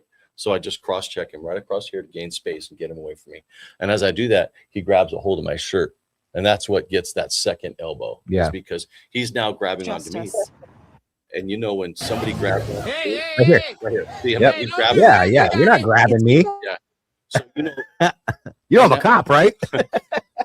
But that's a different emotion. You know what I mean? When you arrest a bad guy, you chase a bad guy, it's always that way. Somebody's always trying to get away from you, generally. But when somebody grabs onto you, then that's a whole different emotion. It is. You know what I mean? And we talk about that all the time. Resisting arrest doesn't necessarily mean it's not 1991. Mm-hmm. The whole making me chase your tax is gone. Somebody resisting your arrest and not trying to cause you harm is a different response than somebody that acknowledges that you have a badge and goes to go hands on with you. It's just, is this a homie? This is from his phone, the kid's phone, before we make contact, right? He's recording his dad, and you hear me on this video walk up, stop, back up this, whatever, and then you actually hear me say, hey, can you guys step over here for a second? And did you know this is how shitty the feds are? This federal prosecutor in open court says, well, you didn't order him to stop. Oh my God, you weren't an asshole when we need you to be an asshole. Yes. And that was what totally blew my mind, dude. I'm trying to be as non-confrontational with this kid. I'm trying to be totally chill with him and just kind of bring him off to the side and calm him down. But he's like, well, you didn't order him. You didn't say stop. I'm like, dude, well, it's common practice. We do the ask, tell, make. You were at ask mode. Right. And it's always about that, dude. Because you know what? You can't fight everybody you come into contact with, man. And what if he was just drunk and had no idea what he was doing? You being confrontational with him may have started a problem that you didn't need or want. Instead of him going, oh, fine, fuck you, man, and walking away. You know, 100%. So anyway, that's just written. You see that's the whole thing. It's deliberately lying to cover it up. Aguilar says the assault happened at the LA County Fair in September 2015. Christian was shooting cell phone video as officers were escorting out family members suspected of public intoxication. Then an officer grabbed the teen and seconds later threw him to the ground. The family says after they were able to show the police edited the video, make it seem like Christian had assaulted officers first. Whoa. Now, where did you go get your editing degree? I want to know. When you and these three other officers got together and you huddled and you broke out your laptops and you edited the. Yeah. Well, I have a lab in my basement. Yeah, where you do. I like to do. Yeah. Where did they get that from? Where did the editing part come up? That came from the defense attorney who, when we did the 148 case on the state portion, the defense attorney sent that out to get enhanced. Right. Yeah. So he could bring it to the state trial and get the case dismissed, you know, blah, blah. So they did the editing. We did not do the editing.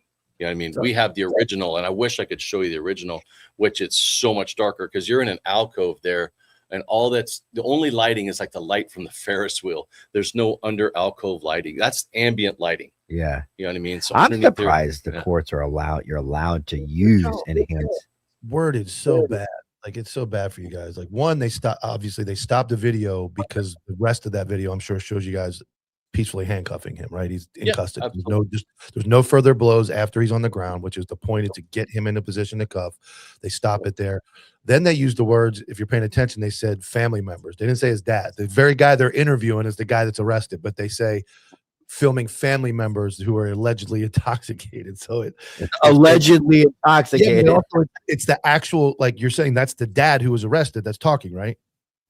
Mhm. Yes. Yeah. Yes. So they don't even tell the truth there. They use that little, he was following family members arrested. No, he's following this dude right here. We just played on video that got arrested.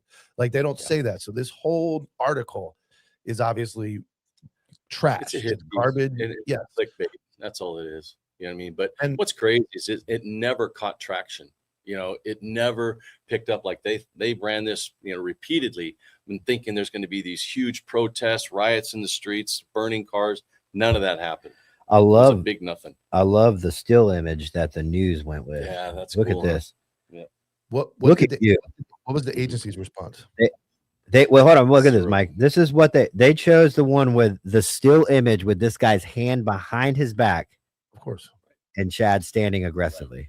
Yeah. That it looks like, if I were to see this, I'd be like, it looks like that guy is doing nothing wrong and you're about to punch him in the face. And that's the Fed's entire case, is that picture. Really? Because the Feds, you got to read this book, man, because I really line it out.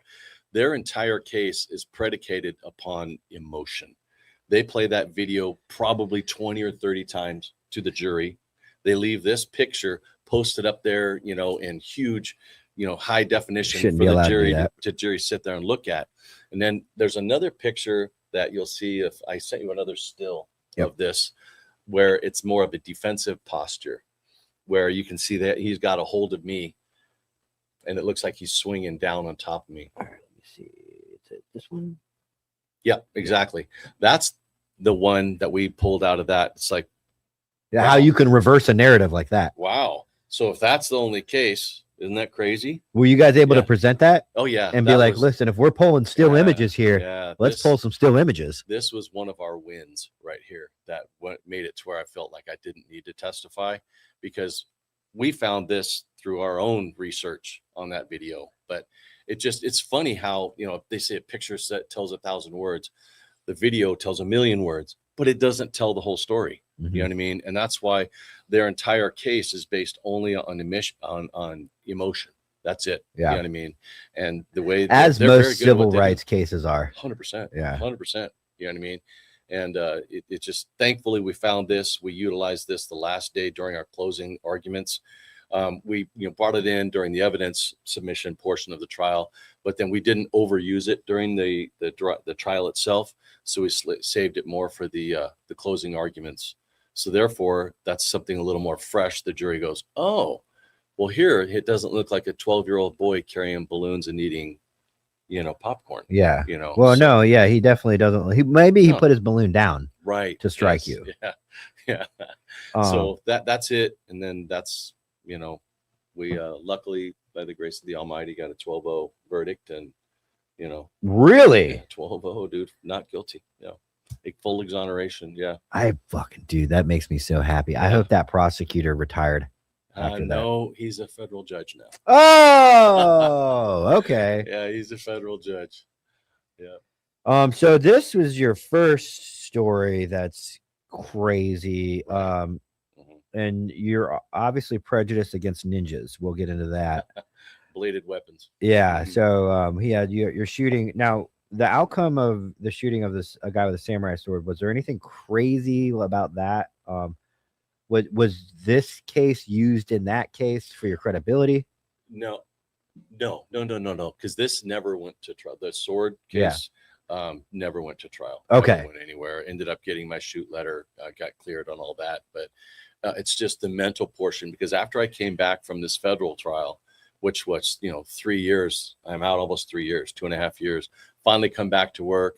I deal with a bunch of bull crap and scarlet letter bullshit from my agency where you come back and you've been exonerated and then you're treated like you have a scarlet letter. So you can't go 10-8. You can't go do anything. It goes, go sit upstairs. So I hate that administration is so cowardice, man. I hate that they're just complete cowards. It drives me bananas. So anyway, ultimately get back to go 10-8 by 9 months after I get exonerated. I'm going 10-8. I'm 10-8 for probably 10-8, by the way, is back on the road. Back in service. Yeah, back in service. Yeah. He's doing his job again. I'm sorry. You're good. What do you guys call it? We call it 10-8 too, but Okay, right. we have a lot of people that aren't cops. And So I get back in the police car and I'm driving around. Is that better? Right? Yeah. I'm just kidding. No, but I'm out anyway. violating citizens' rights again. On the road again. Right. Yeah. I'm just looking for kids to beat up. Yeah. Right. Yes, Yeah. I'm yes, driving yes. through the neighborhood. I'm following the ice cream man. Your white robes all pressed, Yeah. ready to go. You guys are horrible. You should see the chat. They're worse. All right. I'm probably getting tore up. But anyway, so I come back to work 6 months later. We get a call and it's a man with a sword call. I don't know how many times you got a man with a sword call in your career. Okay. No, it's a sword. Machetes a lot in the hood. Right. I got one sword call. Did you? One. I'm like, first of all, it's freaking 1 o'clock in the afternoon. You know what I mean? You most calls that are active assault calls like this were nighttime, alcohol 1, 2 in the morning. infused. Yeah, right. So this one, freaking 1 o'clock in the afternoon. I'm the sergeant, SAM unit that day. So I'm the only one 10-8. Everybody else is on, or I'm the only one not busy. Yeah. So everybody else, all the That other lunch. cops on my squad are on calls. So there's nobody available. So she tones it out, puts a call out. Nobody answers up. Well, I got to go. So I start going. Now, keeping into mind that I just went through this 3 years worth of crap, right? So Chad is not trying to get not involved looking in for it. nothing, brother. Not Okay. looking There's for it. nothing I want to do with nothing. You know what's okay? dangerous is Yeah. that, I mean, I can't speak for you, but I know I would feel I don't want to I don't want to shoot this guy, as opposed to had I not gone through that, I would be okay with shooting this guy. I don't want to shoot this guy, not because I feel bad for him, because I don't want to just go through what I went through. 100%. Yeah, and that's a very real thing that is present today. You know what I mean? That's what gets cops hurt. Well, they haven't even been through this. They just been Yeah. seeing it on the TV. And so I roll to this call, get there, find the victim. He's got, he's bleeding from the back of the head because his brother just got this samurai sword and freaking hit him in the back of the head. So That's what he's brothers bleeding. do. Right. It's brotherly love. So then I'm contacting him. I look down the street and I go, hey, where is he? He goes, oh, he ran that way. And you see him go ding, ding, ding, ding, ding, right across the street. So I get in, boom, I punch it down there. I get down there and I'm thinking to myself, that last 3 to 4 seconds that I'm arriving on scene, I'm like, okay, do I want to catch him? No.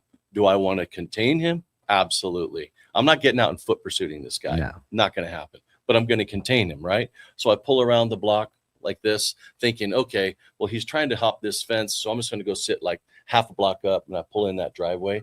So what happens? He can't get over the fence, so he skirts around this wall through the bushes, and my unit's right here, and he jumps through the bushes, literally like Tony the Tiger, jumps through the bushes, comes out at me, and he starts pulling this knife, this big old freaking sword out from it. And you cannot believe this. Your brain is seeing it, but you're like, what? Are you kidding me right now? Yeah. Where'd You know that what I come mean? from? Yeah. And it's like the scene from freaking, what was that? Harrison Ford, right? Remember the ninja guys? I'll spin like that. Oh, I'm thinking of Step Brothers. Oh, It's Randy Jackson.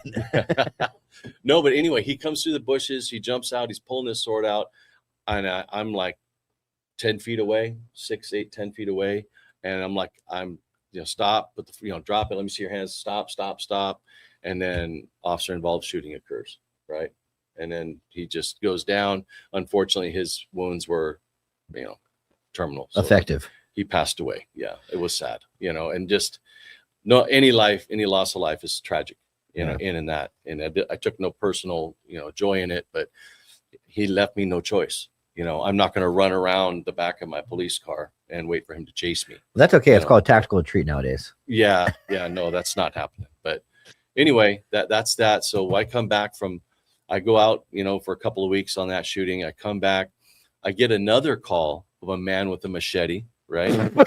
There's nobody 10-8, bro. This is crazy. Fucking like Groundhog Day. It exactly was. And the whole time I'm driving to this. Don't shoot. Don't shoot. So the whole time I'm driving to this call and I'm thinking, this guy, that's a guy with the machete on a freeway off ramp, banging on hoods of cars, typical crackhead call.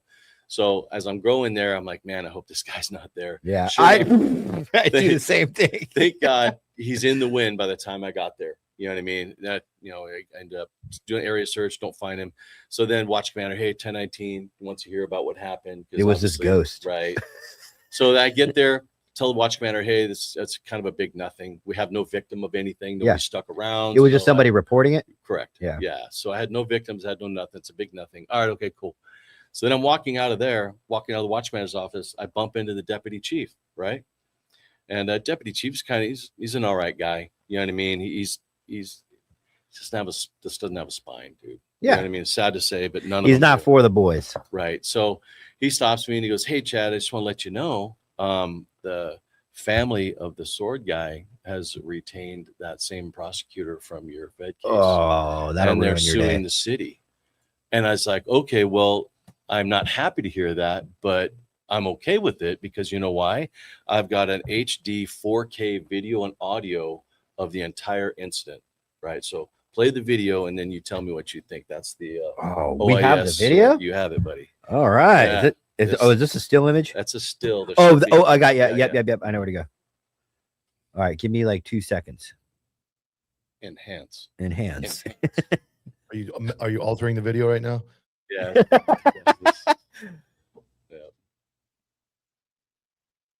I don't know if YouTube. Yeah, Hey. I got it. YouTube's gonna send me to a new YouTube.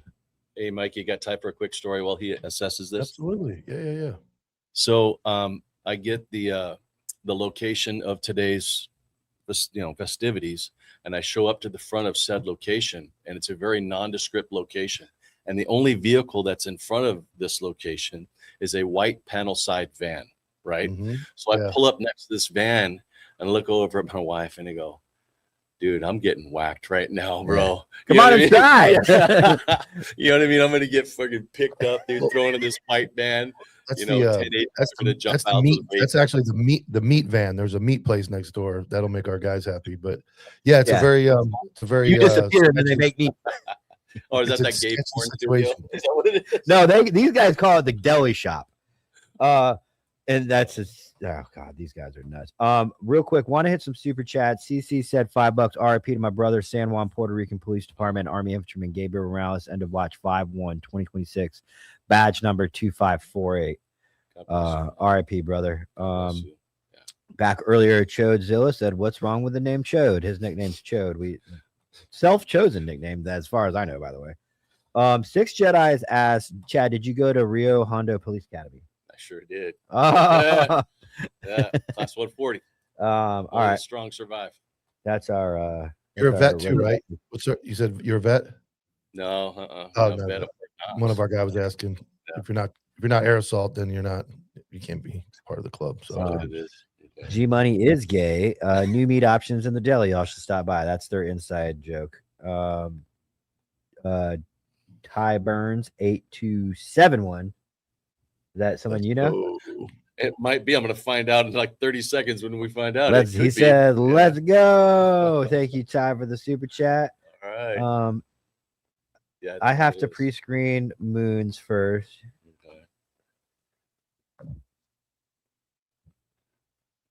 Okay, I don't see anything wrong with it at face value, Chad.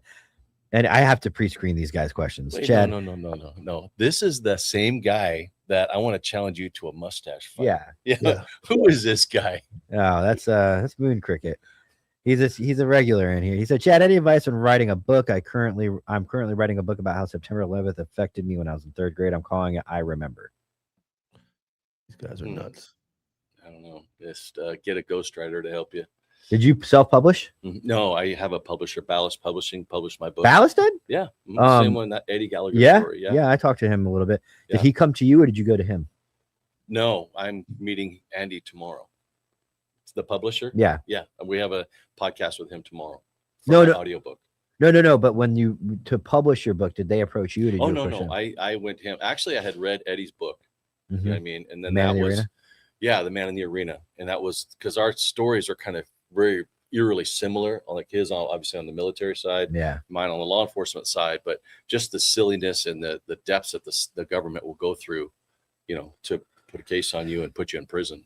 That kind of inspired me to write my story. Okay. You know what I mean? Because there's a certain level of, man, I joke about the white van out here, but when you poke the federal bear, like when I was going back to work, my attorney said, do not go back to work. Take your win against the feds and leave town, because you can count on your hand how many people have ever beat the federal government, right?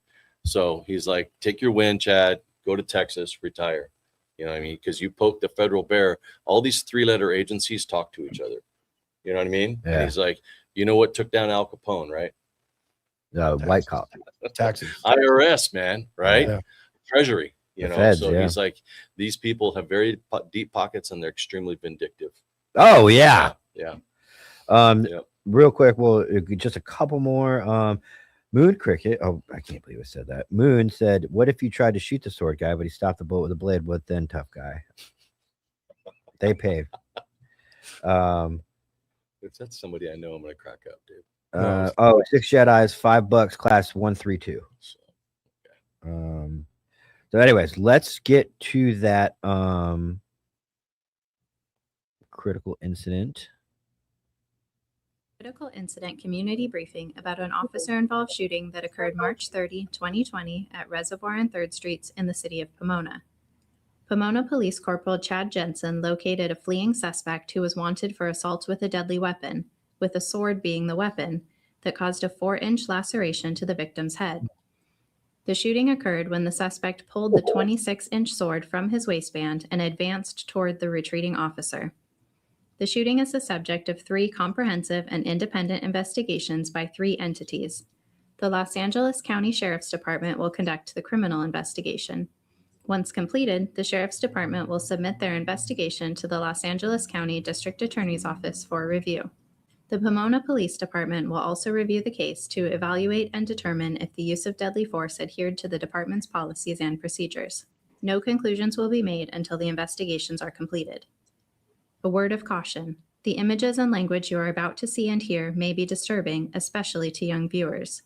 Viewer discretion is strongly advised.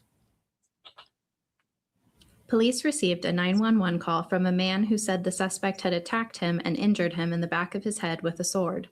Here is an excerpt from the call that was slightly edited to protect the victim's identity. 911 operator 57, state your emergency. I'm at the corner of San Antonio and on a ring, and my brother just hit me with a sword in the back of the head. He hit you with a sword? Yeah. Okay, I need you to stop where you are so I can have an officer contact you. Did you need the paramedics? Yeah, you might need someone to check my head out. I don't know. He hit me hard with the sword. He's still in the area? He's walking like nothing happened. He's walking down the street. What direction is he walking? He's walking on San Antonio towards. Is he northbound or southbound? He's heading towards 2nd Street. I don't know I guess it would be What's southbound. he wearing? Color shirt and pants? He's wearing a light blue beanie, dark blue sweater, and blue pants. A few minutes later, the victim directed the officer to the location of the suspect. The street on Reservoir. He's right at the corner. He's at Reservoir and what? He's down at the corner. He's almost making the turn to the right. Oh, there he goes. Okay, I got him. Stay here. Okay, be right back. Stay here. Looks like he's going to be running southbound Reservoir for a second.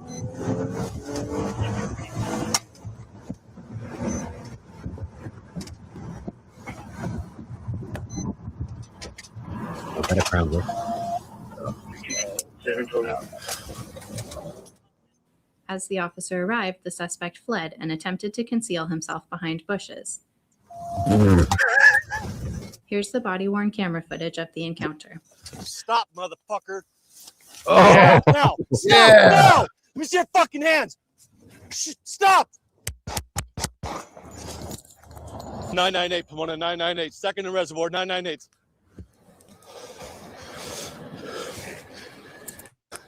Give me medical aid over here now.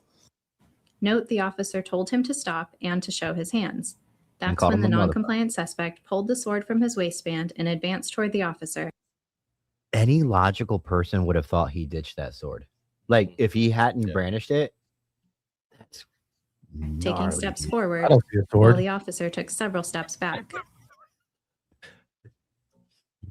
You did everything, man. You even took a couple steps back. Here is a photo of the sword. Here are photos of the victim's Isn't it nice when injuries. you're on their side? Officers on scene made contact Wow. with the hospital and is expected to make a full recovery. After the shooting, officers immediately called the Los Angeles County Fire Department to render medical aid. Did this guy ever look up to you and go, That's me. Oh, that's you. Oh, okay. Yeah. Fortunately, the suspect succumbed to his injuries at the scene. Did The she say suspect was fortunately? identified as 37-year-old Anthony Pacheco. It is currently unknown to what extent drugs or alcohol may have played in the suspect's behavior, as the toxicology results from the coroner's office are not yet available. The information in this briefing is based on a preliminary and ongoing investigation. Our understanding of the facts and circumstances may change as additional evidence is collected and analyzed. It's just stat So- data. It's all stat data. Like we have lit negative 0.1% officer involved shootings, all that stuff. But this was the very first critical incident briefing that our department did, because there was a I think like San Diego or something did one like this that was really good. Yeah. And you know, I agree with those 100%. I mean, because That's if what it's on Jacksonville video- does. Really? Jacksonville. Every single It's one of them. important. You know what's funny though is it's not funny. They could have done, you know, it'd be time consuming, especially where you work. But I could make the same video about your other use of force and make it completely what it was, just nothing. Like the suspect refused to cooperate. The suspect was pushed backwards. The suspect grabbed the officer. Like I can make the same video for that, and it just goes to show if, like you said, if they want you, they come after you. If they don't, they don't. And like I was laughing, I said it's nice being on the other side of that narrator, right? When they're sticking up for you, Yeah. like presenting it the correct way. 100%. And so back to this deputy chief, right? He bump in the hallway and he's like, hey, this family, retained that attorney. I'm like, well, it's all HK, all high def video. I'm going to hope you go out on the front steps of the police department and say, hey, unfortunately, it's sad this incident occurred, but we're backing our officer. He didn't do anything wrong. Suspect, made this happen, not the officer. Yeah. His answer was, we can't do that. Are you serious? We can't do that. Chad, this is a quote. I can see it right now in my freaking head. Chad, we can't do that. And I walk away from him and I go, how do other chiefs do that? How does Chief, John McMahon from San Bernardino County? He was a guy that was hardcore, man, but he was about his guys. Yeah. And it's like, hey, if my guy screwed up, I'll take care of him. He's going to get hit. I will take care of it. Justice will be served on the inside too. But if he didn't do anything wrong, he has the rights, same rights as you do, John Q. citizen. That means he's innocent until proven guilty. You know what I mean? Wow. So, but anyways, we can't do that, Chad. So that was my last day of work. Did they ever? Really? I went home. Did they ever make a statement? No, but the case ended up not getting. He was retained, but then it never went forward. They didn't have to pay anything. No.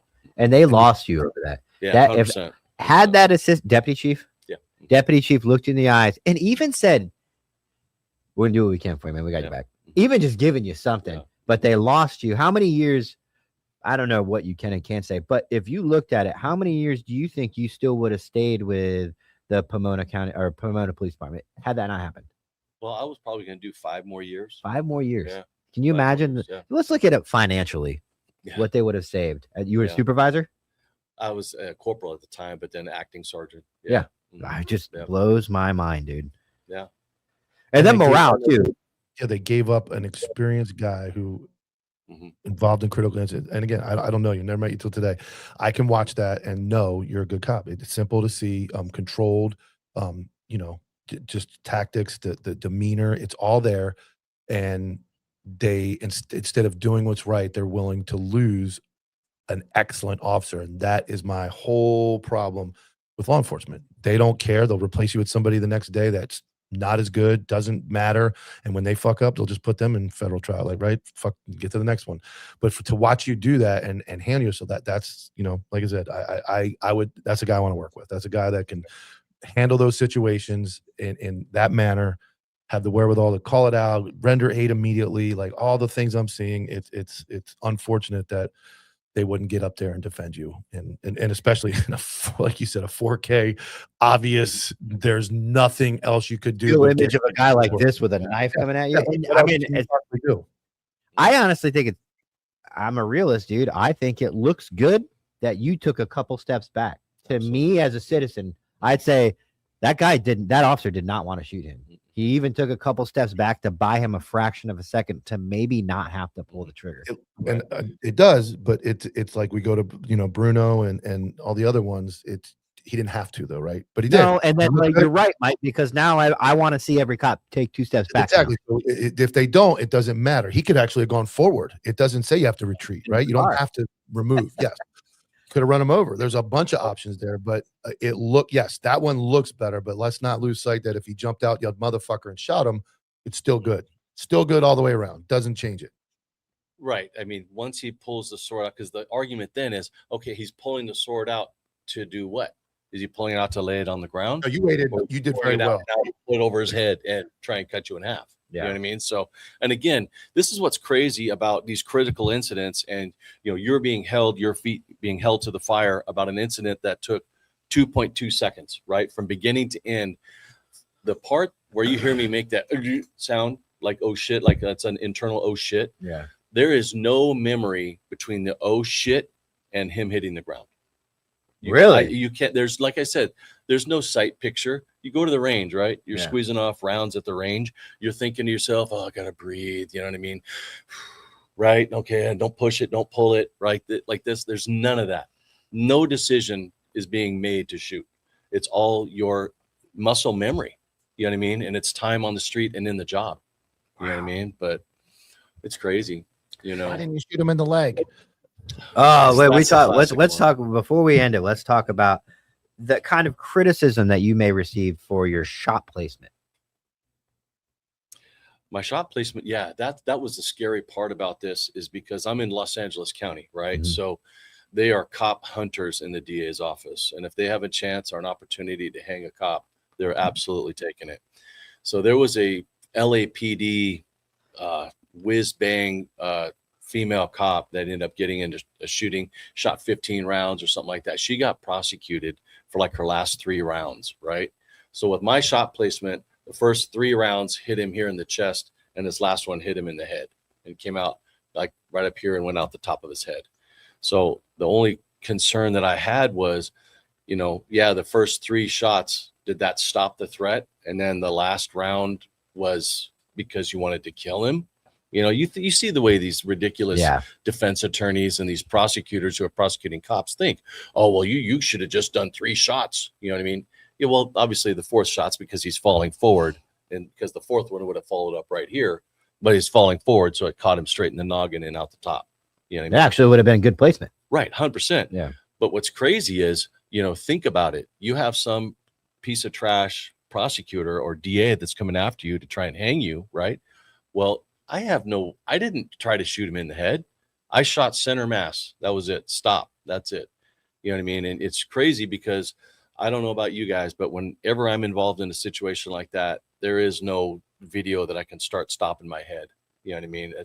It's when critical things like that happen, and they've written books about this. They've done studies about this. Yeah, dude. You know what I mean? Well, especially the set when people say, what was the deal with the extra shots? Right. There's science behind that. Like, I don't have control. I'm half a second delayed mentally. Well, all right, shut up, everybody. In a scenario, my brain's not going as fast as the current situation. That's why those 2 extra shots came off, because yes, he's on the ground, but my body is still delayed. So 100%. All right, I think, like me and Mike talked, and we kind of want to get you on a standalone pre-recorded episode where it's solely about your story. I couldn't get enough of it when we were talking. We're up for time. We got to do our giveaways for the month. Everybody's been waiting on that. You got them ready, Mike? I do. I need your little thingy thing. Okay, hold on real quick. So everybody knows, let me pull this up. Badge Under Fire is currently available on Amazon. Do you know if is Amazon anywhere else? Barnes and Noble. What's that? Yeah, Barnes and Noble? No, Barnes and Noble. Okay. So it's at Barnes and Noble. So if you're one of those people that hate Amazon, go there. If you use Amazon like me and my wife, it's on Amazon. And the audiobook will be available. It's on Kindle as well. Okay. Okay. For All the right. educated folk. Yeah. That, like fancy, to read. proper. Yes. Yeah. Proper. And then audiobook comes out June 9th. June 9th. It is not narrated by a black man, but my book will be. It is actually narrated by Chad himself.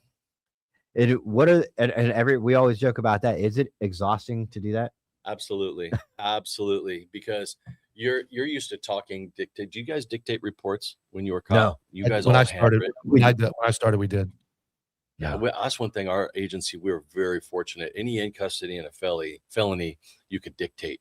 You know what I mean? To where I'm used to talking like a cop. Yeah. You know what I mean? So when I would do like a chapter and send it in to the engineer. He would send it back and he goes, "Hey, this is not a cop book because you're trying to, appeal to the masses." He said, "So try not talk so much like a cop, like a robot." You know what I mean? Yeah, exactly. So I had a lot of help with my ghostwriter.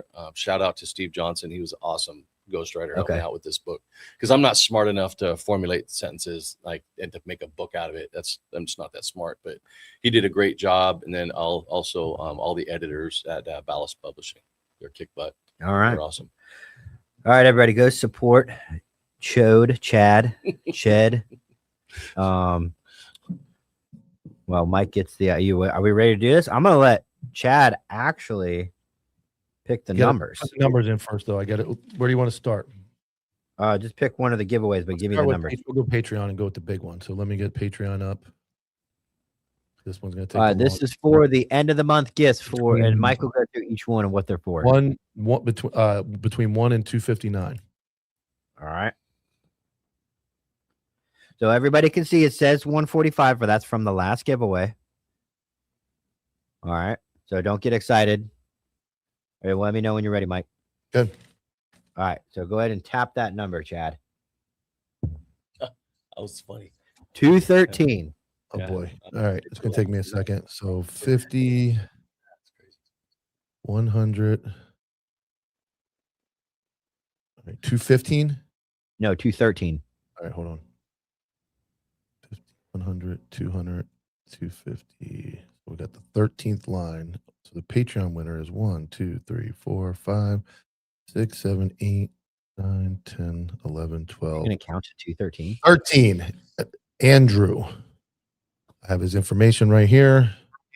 So Andrew from Patreon will be. That's all his name is Andrew? That's it. Andrew, man. One name. I got his email. Well, there's a lot of guys that just have single names. Hold on, but there's also a lot of Andrews. So I got his real name with his email. I'm not going to just blurt it out. Why can't you blurt out his whole name so he knows he won? His email is tylereatsmeat@yahoo or something. All right. So when there's fucking 3 Andrews in Patreon that are like, did I win? His email is ctholsters@yahoo.com. That's good. That's all we need to know. All right. ctholsters@yahoo.com. All right. Let me know the next range when you're ready. All right, let's go. You don't fucking send any money, Ja. You're never going to win. All right, let's go with the app. No, we'll do the app last. Let's go. These are the anti-hero super chats. So this is the anti-hero. I need a number between 1 and 63. All right. Whenever you're ready, Chad. 3. You're not going to believe this. You're not going to believe this. Double. You're not going to believe this. The winner is one of our contributors and someone that I dearly, dearly deal with a lot. JoJo is our winner of the anti-hero. That's his wife. She's not going to take it. Do another one. She's not going to take it. She'll donate it. Hit it again. Twice. 56. All right. We got 31.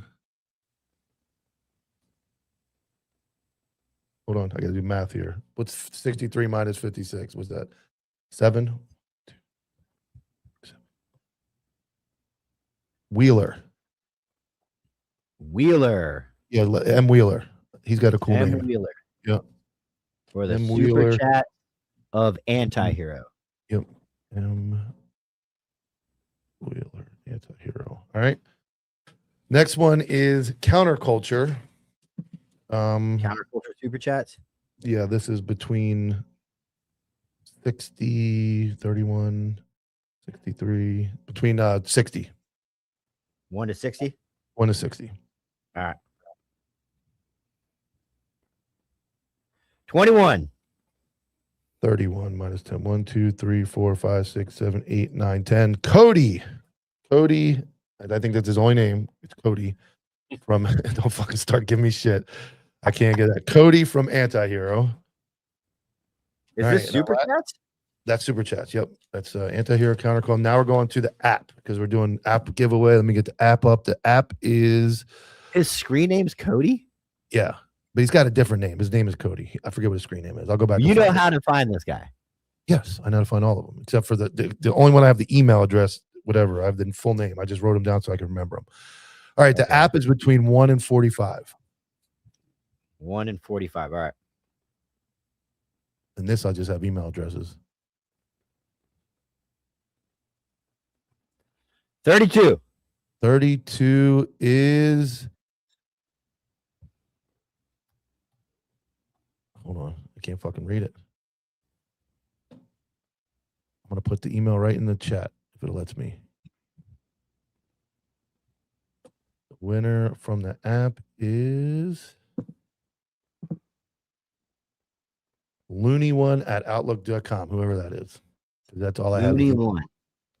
All right. So there's our 4 winners.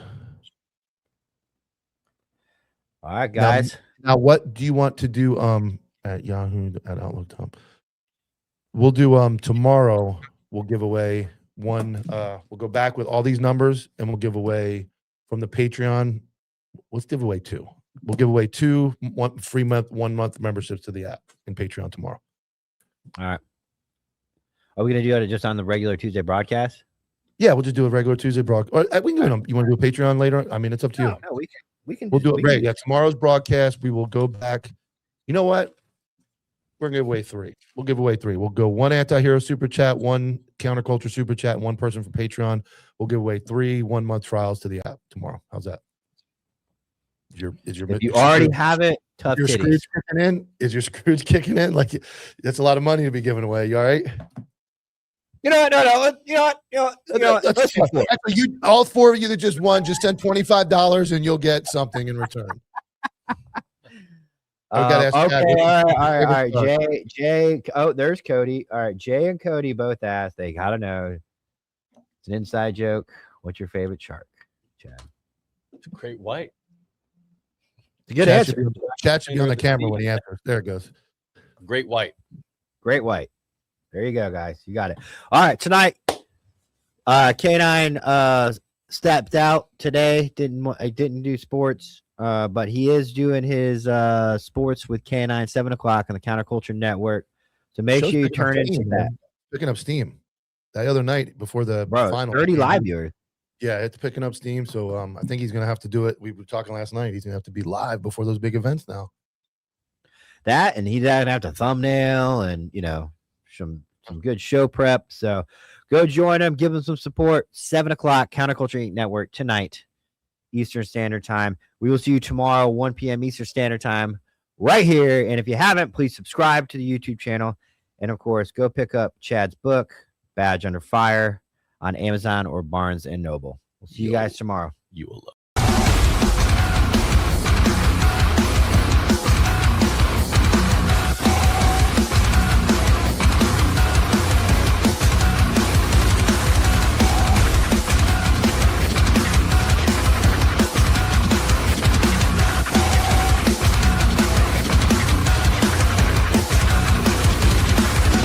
JV team for life.